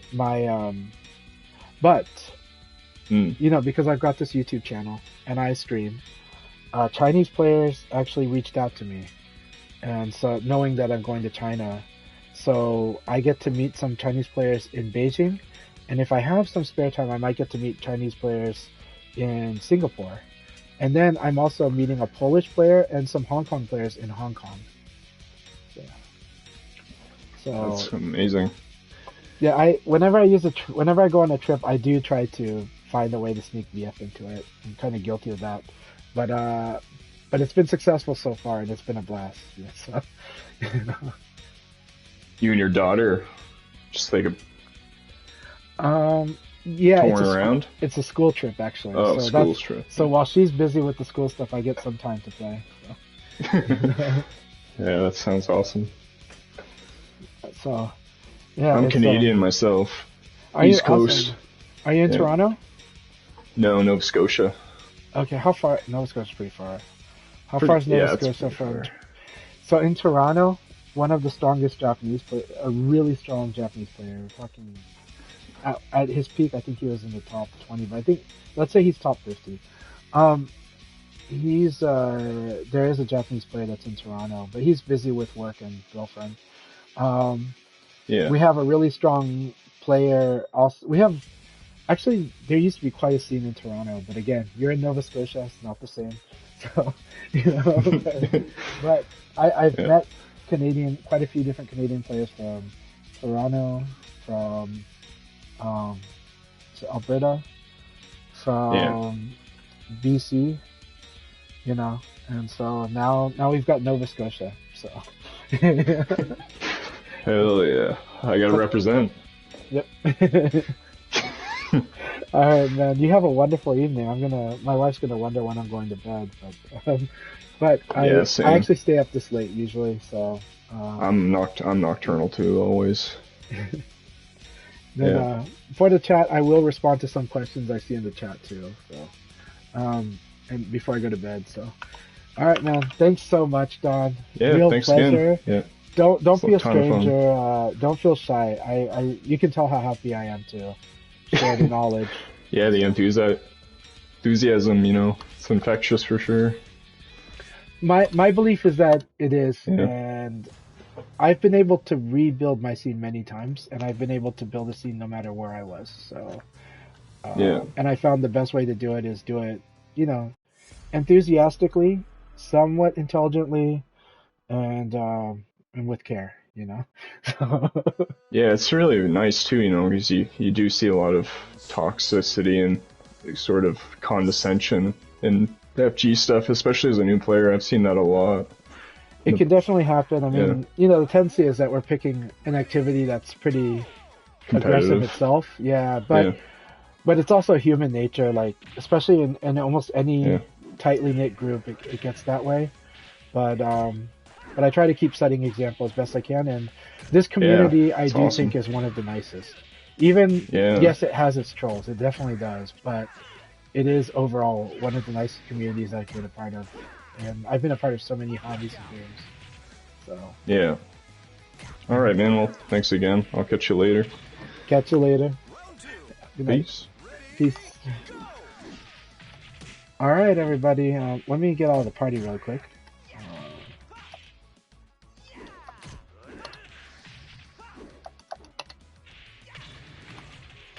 Okay, the sound volume probably went up. I should have warned you before.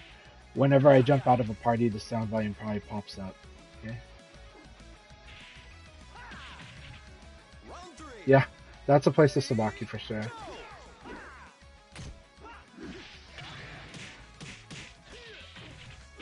Sabakis are attacks that can override very specific types of other attacks. I'm going to check what questions were asked, and we'll answer some. And Lethal, you've been so amazingly supportive too. I really appreciate you, Kaka, answering the questions. Like, Kaka is amazing at teaching, answering questions, and at pumping up the scene. Shout out again. I'm always going to give a shout out to Ka. Ka and Rayblade both are amazing members of the Honolulu Hawaiian scene, and they consistently put events and help in so many games and in so many ways. So it's always worth a shout out and reminding people, like, that's what scenes want to do and should do and need to do. That's how you make a fighting game community thrive. And there's lots of opportunity everywhere to make it well.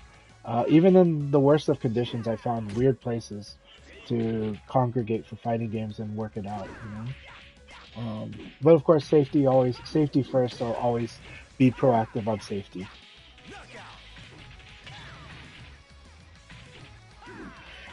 So, double sidestep. Yeah, that's very character and string specific. Well, I mean, there comes a point where you might play the evade and sidestep game with so much awareness that you just kind of incidentally evade because you know what's coming and you know the situation. But it's kind of hard to do a double sidestep in this game, like as a default. But where it's applicable is actually very strong. So Like when people do predictable strings and you double evade it, a lot of times you get to the back. And some characters are really good at attacking the back. Leon is actually not that good at attacking back, but he's really good at attacking the side. And that's a really weird wrinkle about him. But a lot of characters have some real nasty stuff against the back. Leon has a little, not nearly as much as what I've seen other people do. But double sidestep is really hard. But it is good to go for when people do predictable strings. So at lower levels it's fine because people string more. But at intermediate level it gets harder to do a double sidestep. And then at high level it kind of comes back in.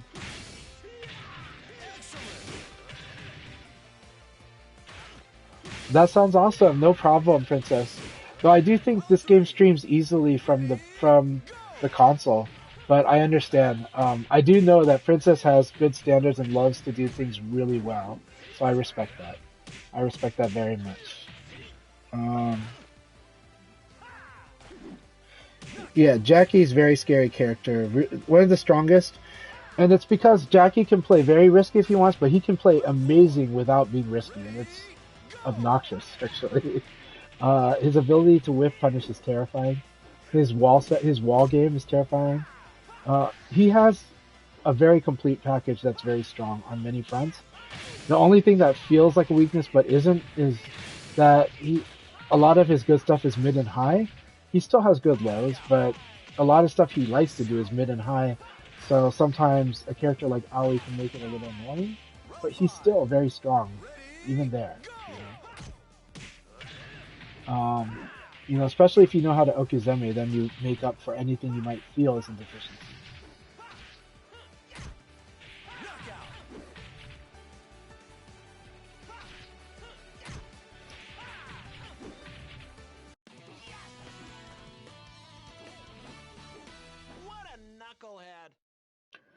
Yeah, EI Gary, the flash kick from Jackie is a really cool flex. Awesome flex.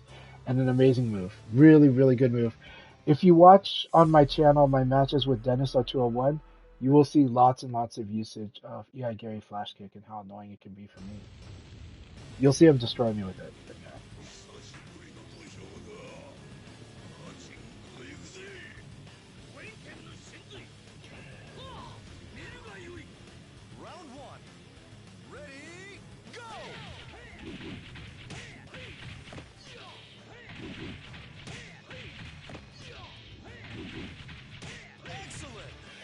Okay, if you evade a jab, generally you should defend.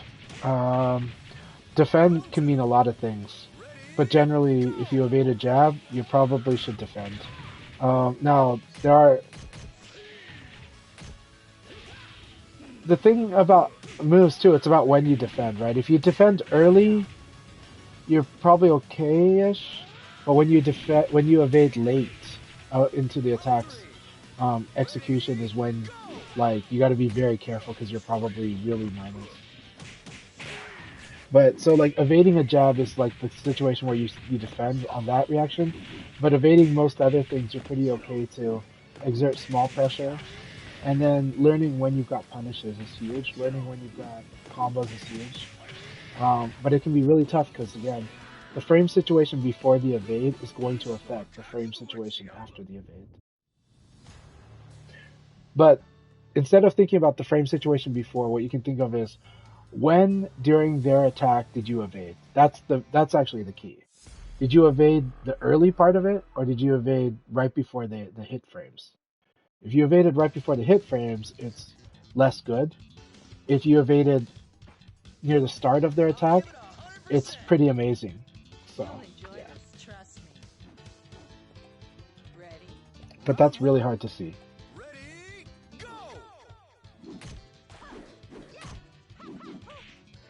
So, yeah, and what Kaz said is, yeah, like, ABARE is always an option you should always consider, so, Lethal Sum, are you still here? If you're asleep, it's okay. But Lethal Sum, are you still here? If you're still here, there is a theory, an intermediate theory, but it's a good theory to understand from the start, too. A really good theory for VF is is kind of it's another way of calling it two-choice. Two-choice theory. Okay. When, it's not too hard. It's pretty simple, okay? It's actually, I summed it up earlier. Earlier, I summed up the principles of good play, and I was like, if you succeed, you should attack or throw. And if you fail, you should consider defending, right? But actually, here's the real one. This is a little more advanced, but any fighting game player can apply this. Okay. If, like, you have advantage on your opponent, you have frame advantage on your opponent, then you should think, then you think of the question. This is a little different. This one can be small advantage. So even small advantage, okay? Technically, if you have advantage on your opponent, you should be thinking, is my opponent going to attack or are they going to defend? This is the very first lesson I gave today, right? Or one of the first lessons I gave today. If they're going to attack, then I should attack because my attacks are better with advantage. If they're going to defend, then I should throw them. Okay? So, I hit them, attack or defend. Are they going to attack or are they going to defend? If they're a masher, they're going to attack, so I should attack. If they're a turtle, they're going to defend, so I should throw them. That's my attack throw decision, right? Let's flip it. My opponent just hit me. I'm at a disadvantage. I should be thinking, is my opponent going to attack me or are they going to throw me? Okay? If I think they're going to attack me, I should defend. Then, in that case where I think they're going to throw me, or I know they're going to throw me, I should attack. I should launch them. That's the gist. And in Japan, this is how they teach it now. Is how to do framing the decision this way. The rub is when both players pick the same option or they delay. Delay is the rub, okay? So in the first situation, just think of delay as one of their defensive options. In which case, maybe you should throw. You might have to change the timing of the throw, but usually, if they're delaying, throwing is pretty good. Okay? Or similarly, when you're at a disadvantage and they delay, probably should still... That one, technically by default, you should defend. But what I would say is this. In any case where both players are likely to pick the same option, right? Where things get really awkward neutral. In most games, neutral is the normal situation and where people are comfortable. Virtua Fighter, neutral is the situation that is the most awkward. It has the less guidelines for you. So here's an easier guideline to do when things go neutral. Are you the faster player or are you the slower player between the two of you? If you're the faster player, I recommend you should attack. Or attack or throw. If you're the slower player, I recommend you defend. And then if that fails, you change the decision. But that's generally what I say is when things get awkward, who's the faster player? Faster player should probably attack. And you'll kind of know when you fight your opponents who's the faster and who's the slower. Who takes longer to make decisions. You know? So I hope that helps. And if that's too confusing for now, that's okay. You can ignore it for now. But I think, but basically, again, it's like when he hit the opponent with low punch. When he hit me with low punch, he should think, is the guy going to mash or are they going to defend? If they're going to mash, well, I got advantage, so I should hit them. I should punish them, right? And if they're going to defend, I should throw them. Because in this game, throw is amazing. In this game, throw's really good. In Tekken, throw's kind of weak for a lot of characters. It's better in Tekken 8 than it was before, but it's still kind of weak. Yeah. So in VF, throw is always really, really good. In VF, throwing is as good as a combo. Your pleasure. I will monetize this. I will monetize this stream soon.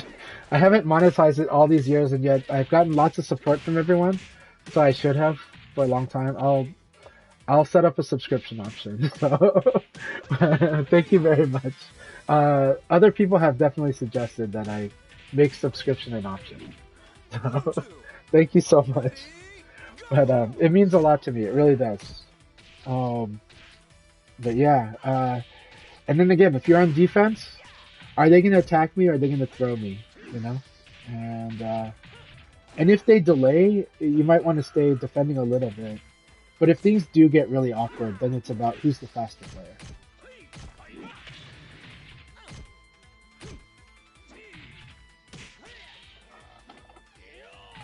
Yeah.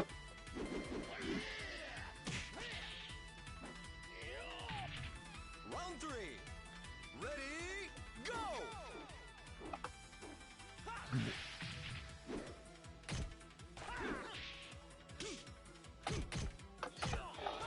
Yeah. So, let's see what we got here.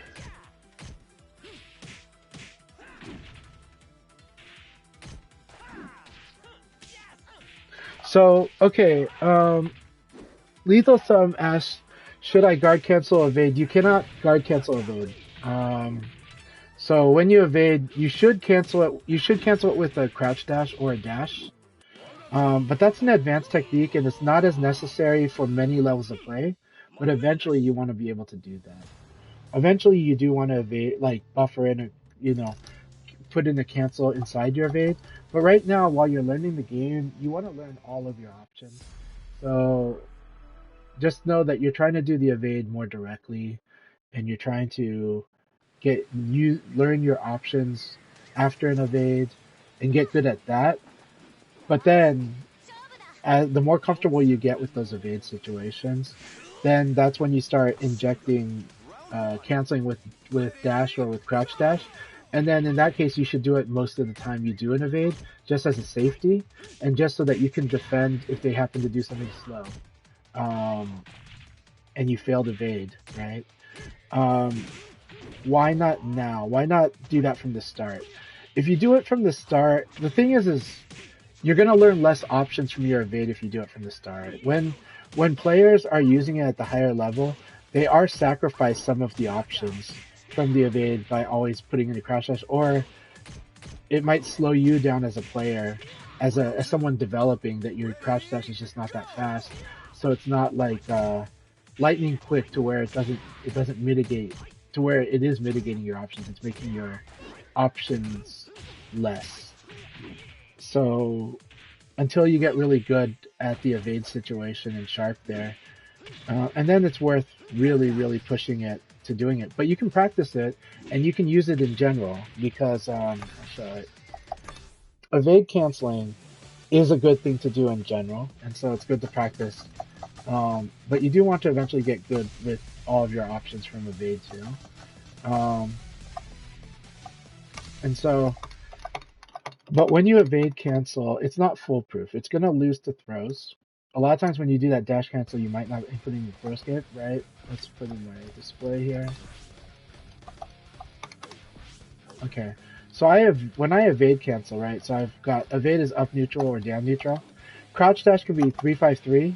It can also be 3-2-3, which is what I actually do. So when I do ECD up, it's like this, and down like this, right? This is evade crouch dash, but there's also evade guard, right? And you can do evade dash guard. There's evade dash guard. So this minimizes the risk of my failed evade when they do a full circular, but a half circular is still going to tag me. So understand that this is not foolproof at all. I mean, it's never foolproof in any game, but this is not foolproof at all. This is really just in case they do a very slow option, right? But if I do a successful evade, it will not cancel. So reset computer to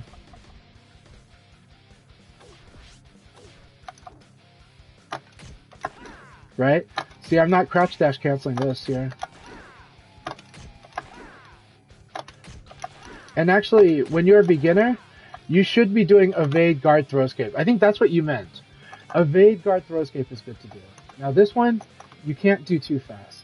So, I'll show you this here.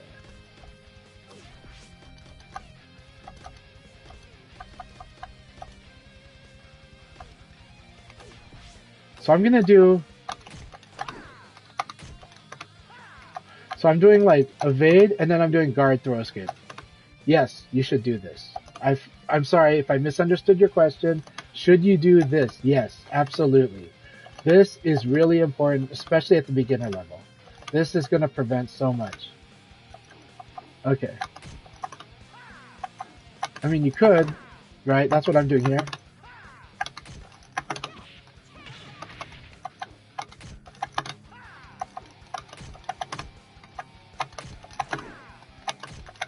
So here's the funny thing about evade, throw, escape. If you do the throw escape too early, you cancel the evade. If I do like, watch this.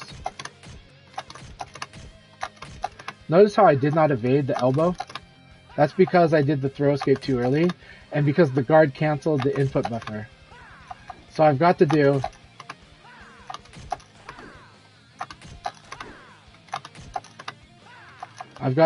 the throw escape a little, like closer to the recovery time.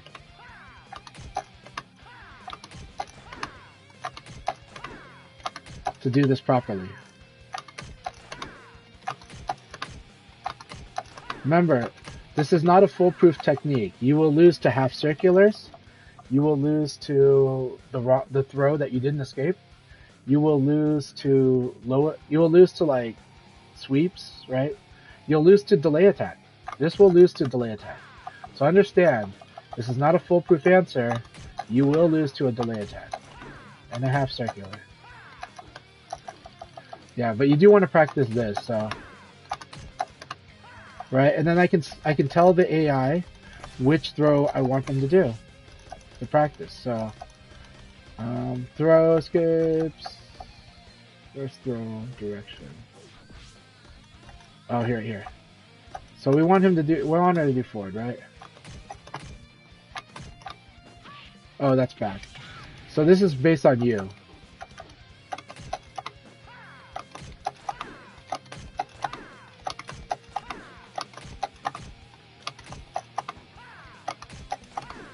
But yes, eventually you can do the forward dash and into the throw escape. Though this is a really hard one. This one is hard with the evade.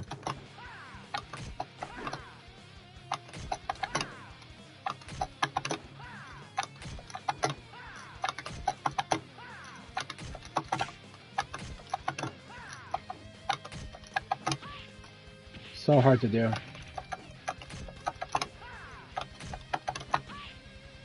It's hard because I told it to do back. It's easy if I set it to forward, right? Because if it was forward, it's a lot easier, right? Like, I just did the back on accident as I have it.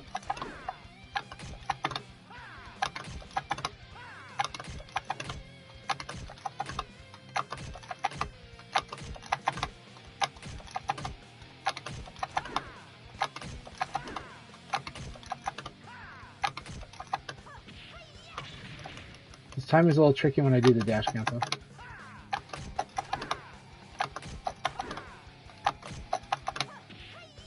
Yeah, that timing is tricky. So a lot of times, Tricky and I actually don't do throw escapes when we do like ECD. So when I do ECD, I actually don't do throw escapes much.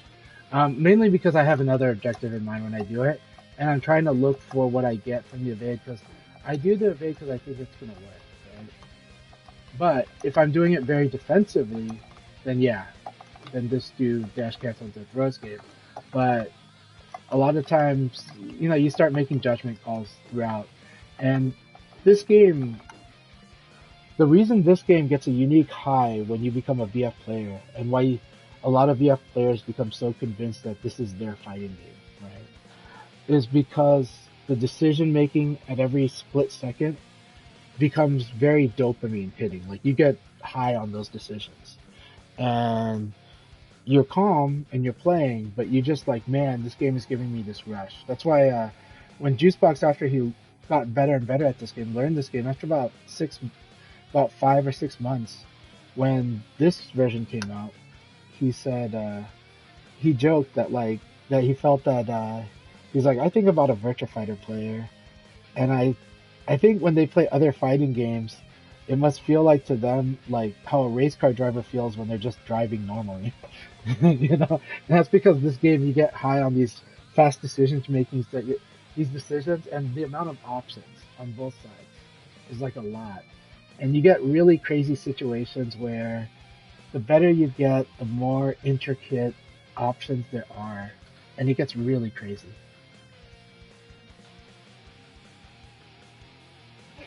Thank you very much. Yeah, the flow state's nuts.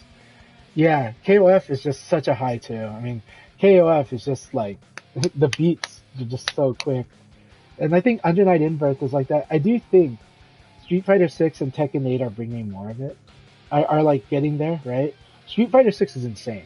Street Fighter 6 is actually really insane.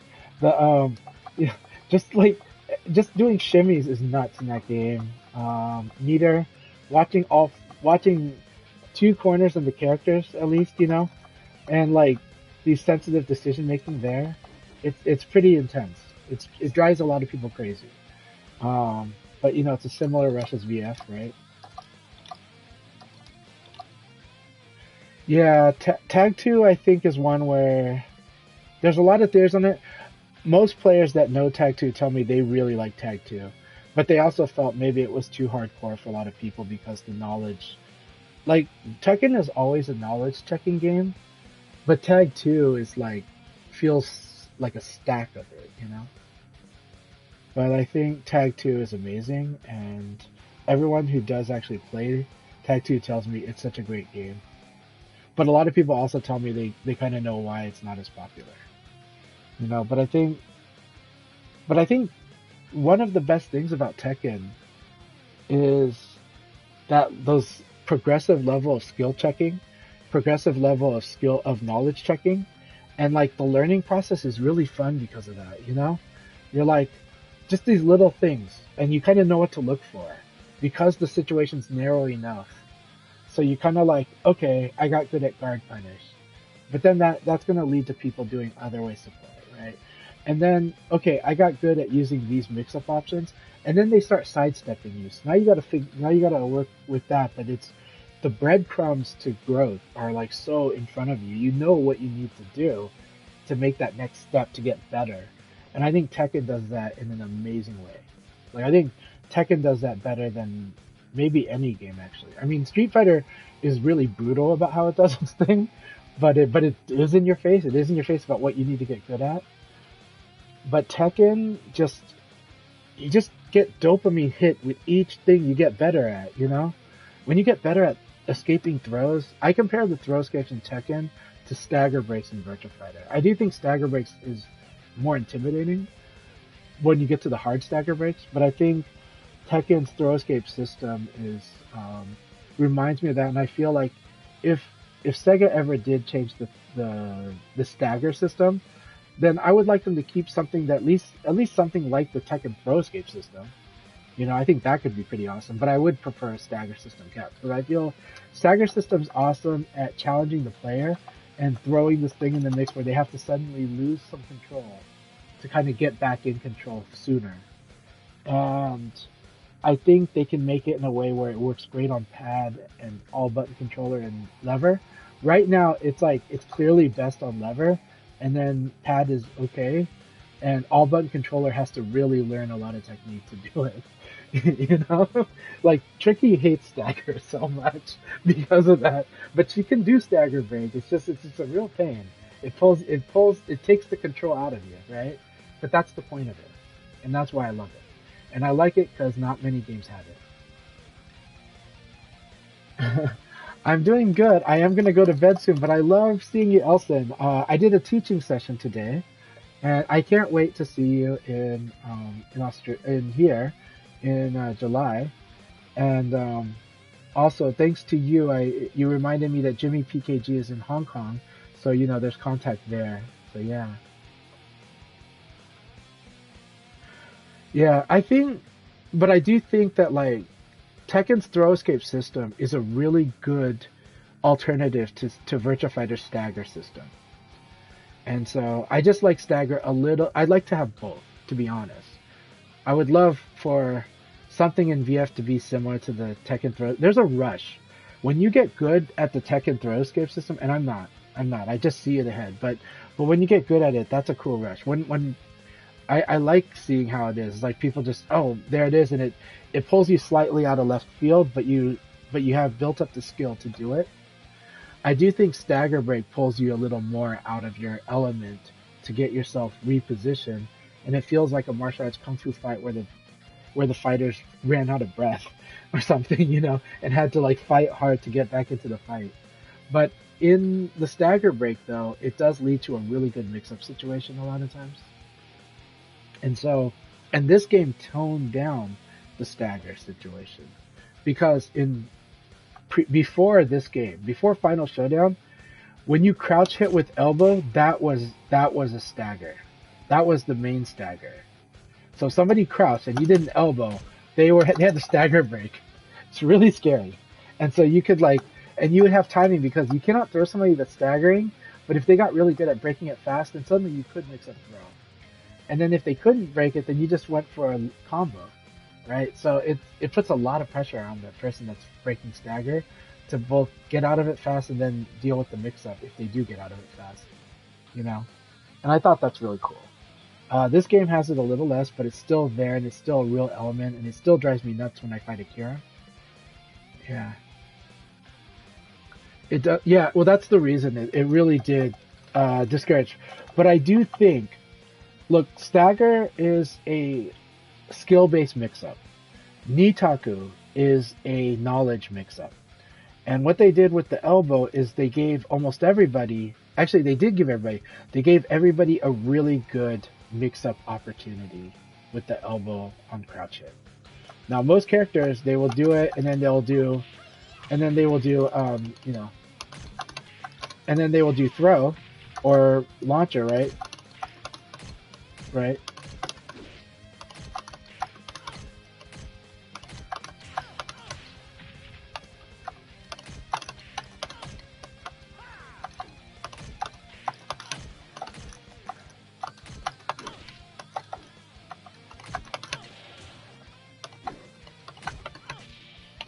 But,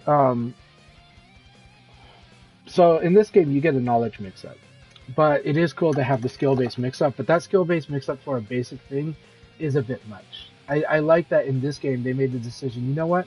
We're going to make it like the thing that people learn a little later is how to deal with staggers. And I think that was smart.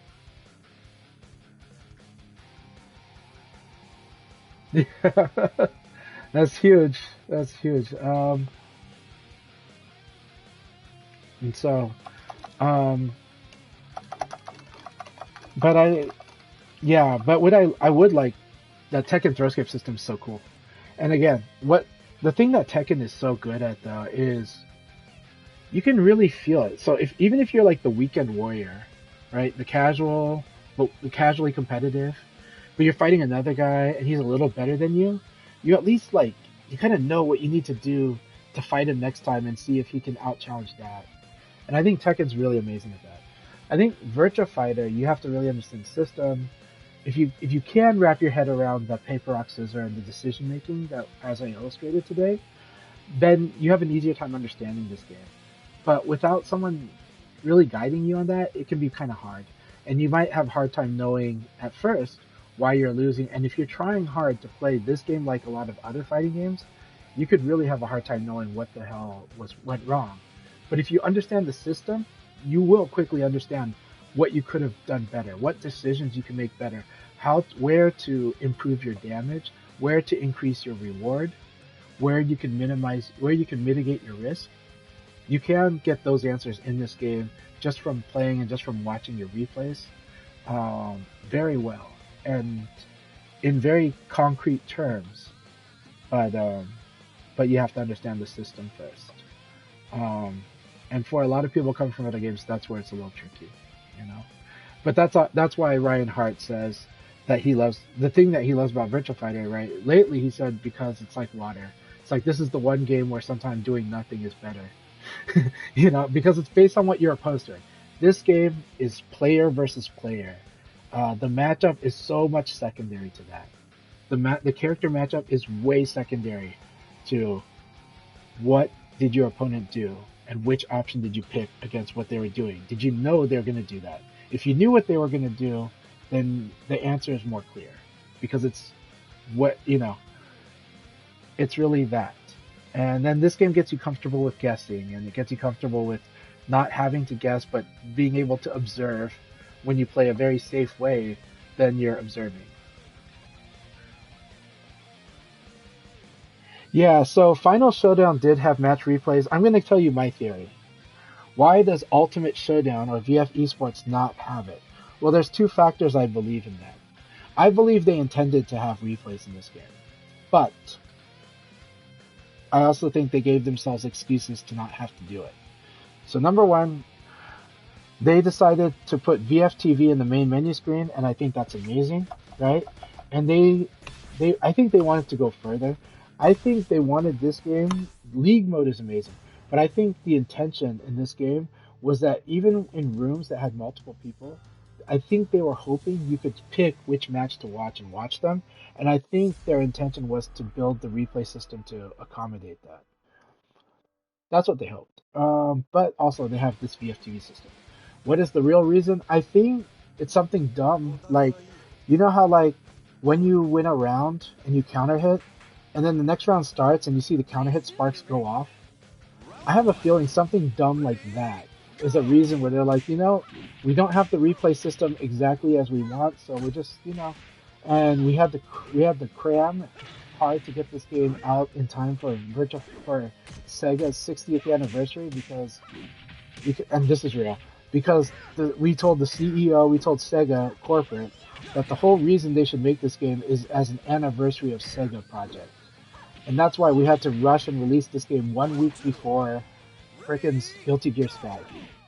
Even though we were giving this game for free. So, there's that. And so I think basically, they weren't able to get replays in a state that they were satisfied with. Like, they couldn't, because in the past they did. Virtua Fighter has had replays since Virtua Fighter 4, which was like in the year 2001, 2002. But Virtua Fighter 4 had replays. And every VF game until this game had replays, including Final Showdown. Not only that, you could download at least one replay of each player online. You could download the replay they saved in their slot, the one they were most proud and willing to show the world. And so you could look up the best player in the world and download their replay. So this game did have, so Virtua Fighter has had replay for over 20 years until this game. You know, this game decided, okay, maybe we don't have to have the full replay system intact because we've got VFTV and we do cool stuff in our multiplayer modes, though we're not doing everything we wished for, but we were able to accomplish these goals. It's okay. And we have to get this game out under the deadline. But every game has had to rush to the deadline though, so. Try again in a few years. Lack of resources part of it. This game was ported over with a very small team. Like maybe less than 10. Probably less than 10. But that said, are you right to be disappointed that there's no replay system? Yes, you're right to be disappointed that there's no replay system. It is super important. It is especially important if you're going to use the esports branding. I think the other factor, they're like, you know what? We're on PS4. It has built-in streaming. Sure, the players can stream, save to YouTube. And that's true. And that's what I do. Out of almost every hour that I have played this game, I have streamed. But should the game have replay system? 100%. Should a fighting game with a competitive scene have a replay system? 100%. Especially now that the feature sets include replay takeover, replay manipulation, replay teaching, and Tekken 8 and Under Night In-Birth 2 are the latest examples set after Guilty Gear Plus R, right? And we are so grateful for all those tools, because damn, those tools make you want to play more and want you to actually go to do a lot more if you're hardcore. Those tools, let's not fool ourselves. Those tools are for 5% of the player base, but it means so much to that 5%. And it does elevate high level play. It does speed up the growth of the community. So yes, it's a must. VF6 must have replays. And it must have, and nowadays it must have some kind of replay takeover that's useful. So I think it's absolutely a must. And I think Virtua Fighter's position in fighting games, its reputation, does say it should definitely have these things. But even if it's only for 5% of the players, it's huge. It's important. Thank you so much. Anyway, thanks everyone for the chats. I didn't get to all the questions, but I know that call covered a lot of questions too. Yeah, there you go. If the feature makes me happy, it's a must have. Yeah. I mean, it's definitely a should have. But you know, right now, I mean, obviously everywhere there's a lot of corporate restructuring going on. I do think in the gaming industry there's a lot of context to it. There is just flat out restructuring. There's flat out gutting by financial interests. But to some small credit, when we say we would like more of the creativity of the AA games and the single A games instead of all these AAA games, cutting down on a lot of AAAs does mean restructuring. And it does come at the expense of a lot of people, but the game industry also pays its developers way less than parallel industries, and it's very normal for a lot of developers to eventually move on to software development and solutions in other aspects to make a lot more money. And it's going to get harder, but I don't know, there's just so much about it. There's a lot to think about. But I do think, but I also understand a type of restructuring where if they're trying to make, I'm not saying that they are definitely trying to make more creative projects, but I do think they're seeing that. I also think that they had to cancel a lot of projects that had ambitious use of servers. I think servers have gotten way more expensive. I think there's also the terrible thing where, are they going to try to replace a lot of jobs with AI filling in some of those tasks? That's probably true. Almost for sure that's true in places. Almost for sure in assets, graphics might be the first place to do it. Writing might be sadly done in some places for it. And it's not that they're replacing it with their outright. What it is, okay, we've got these core writers, and we have them using AI tools to fill in those loads. So yeah.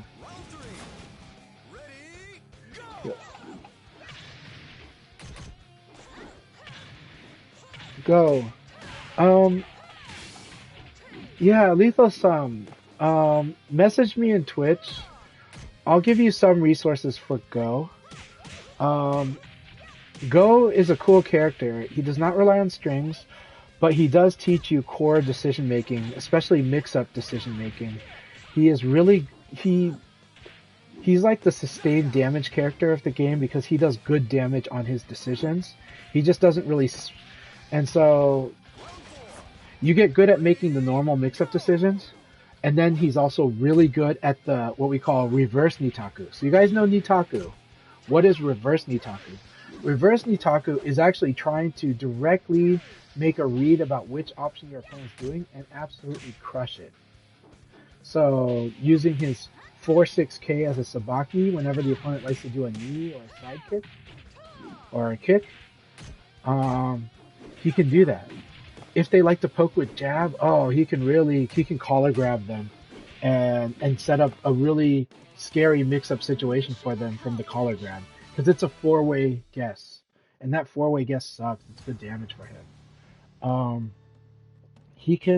He's really good reverse Nitaku and really good Nitaku. He will train you on those decisions on how to mix your opponent up and in many different places and different ways. And he will get rewarded very well.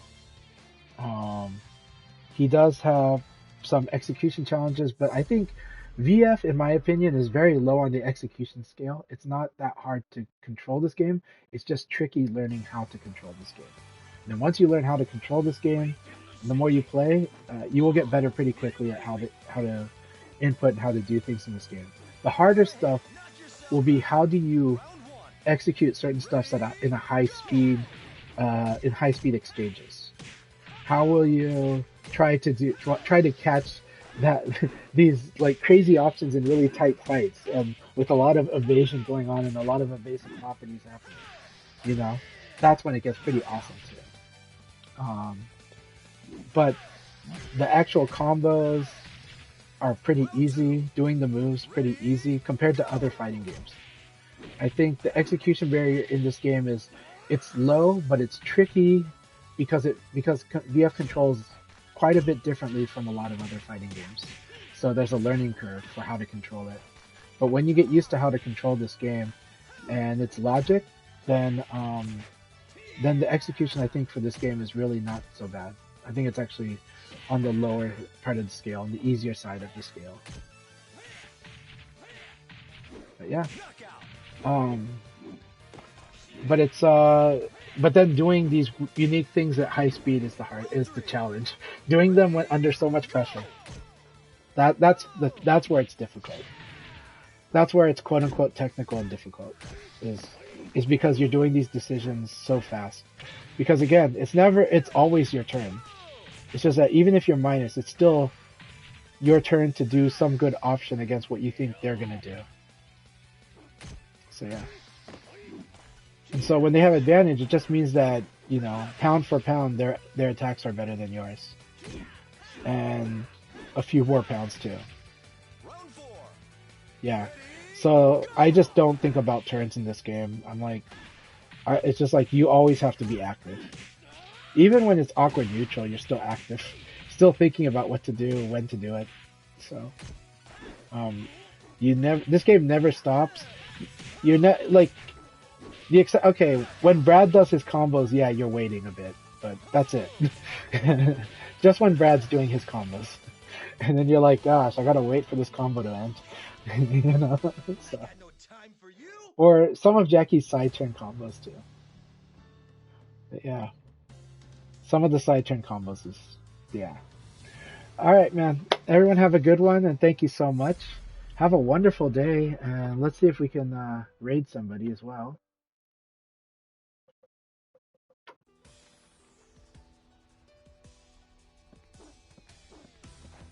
Let's see who's online right now. I assume you're ready. Round one. Ready, go!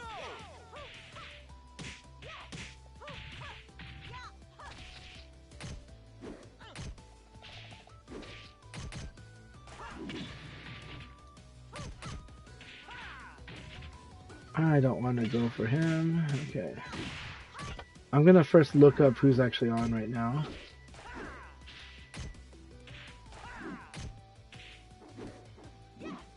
Oh, FDX is on. Let's do FDX. I love FDX. Yes, let's do it.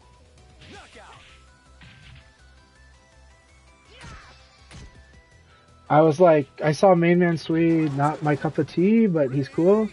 But I saw FDX, he's my cup of tea, and he used to live in Portland, so he used to be in my city. Alright, everybody enjoy. Tell Feed that I said hi, and he is one of the best teachers in all of fighting games. He's one of the best educators in all of fighting games, so send him my regards. Yeah, man. Love you all. Have a good one.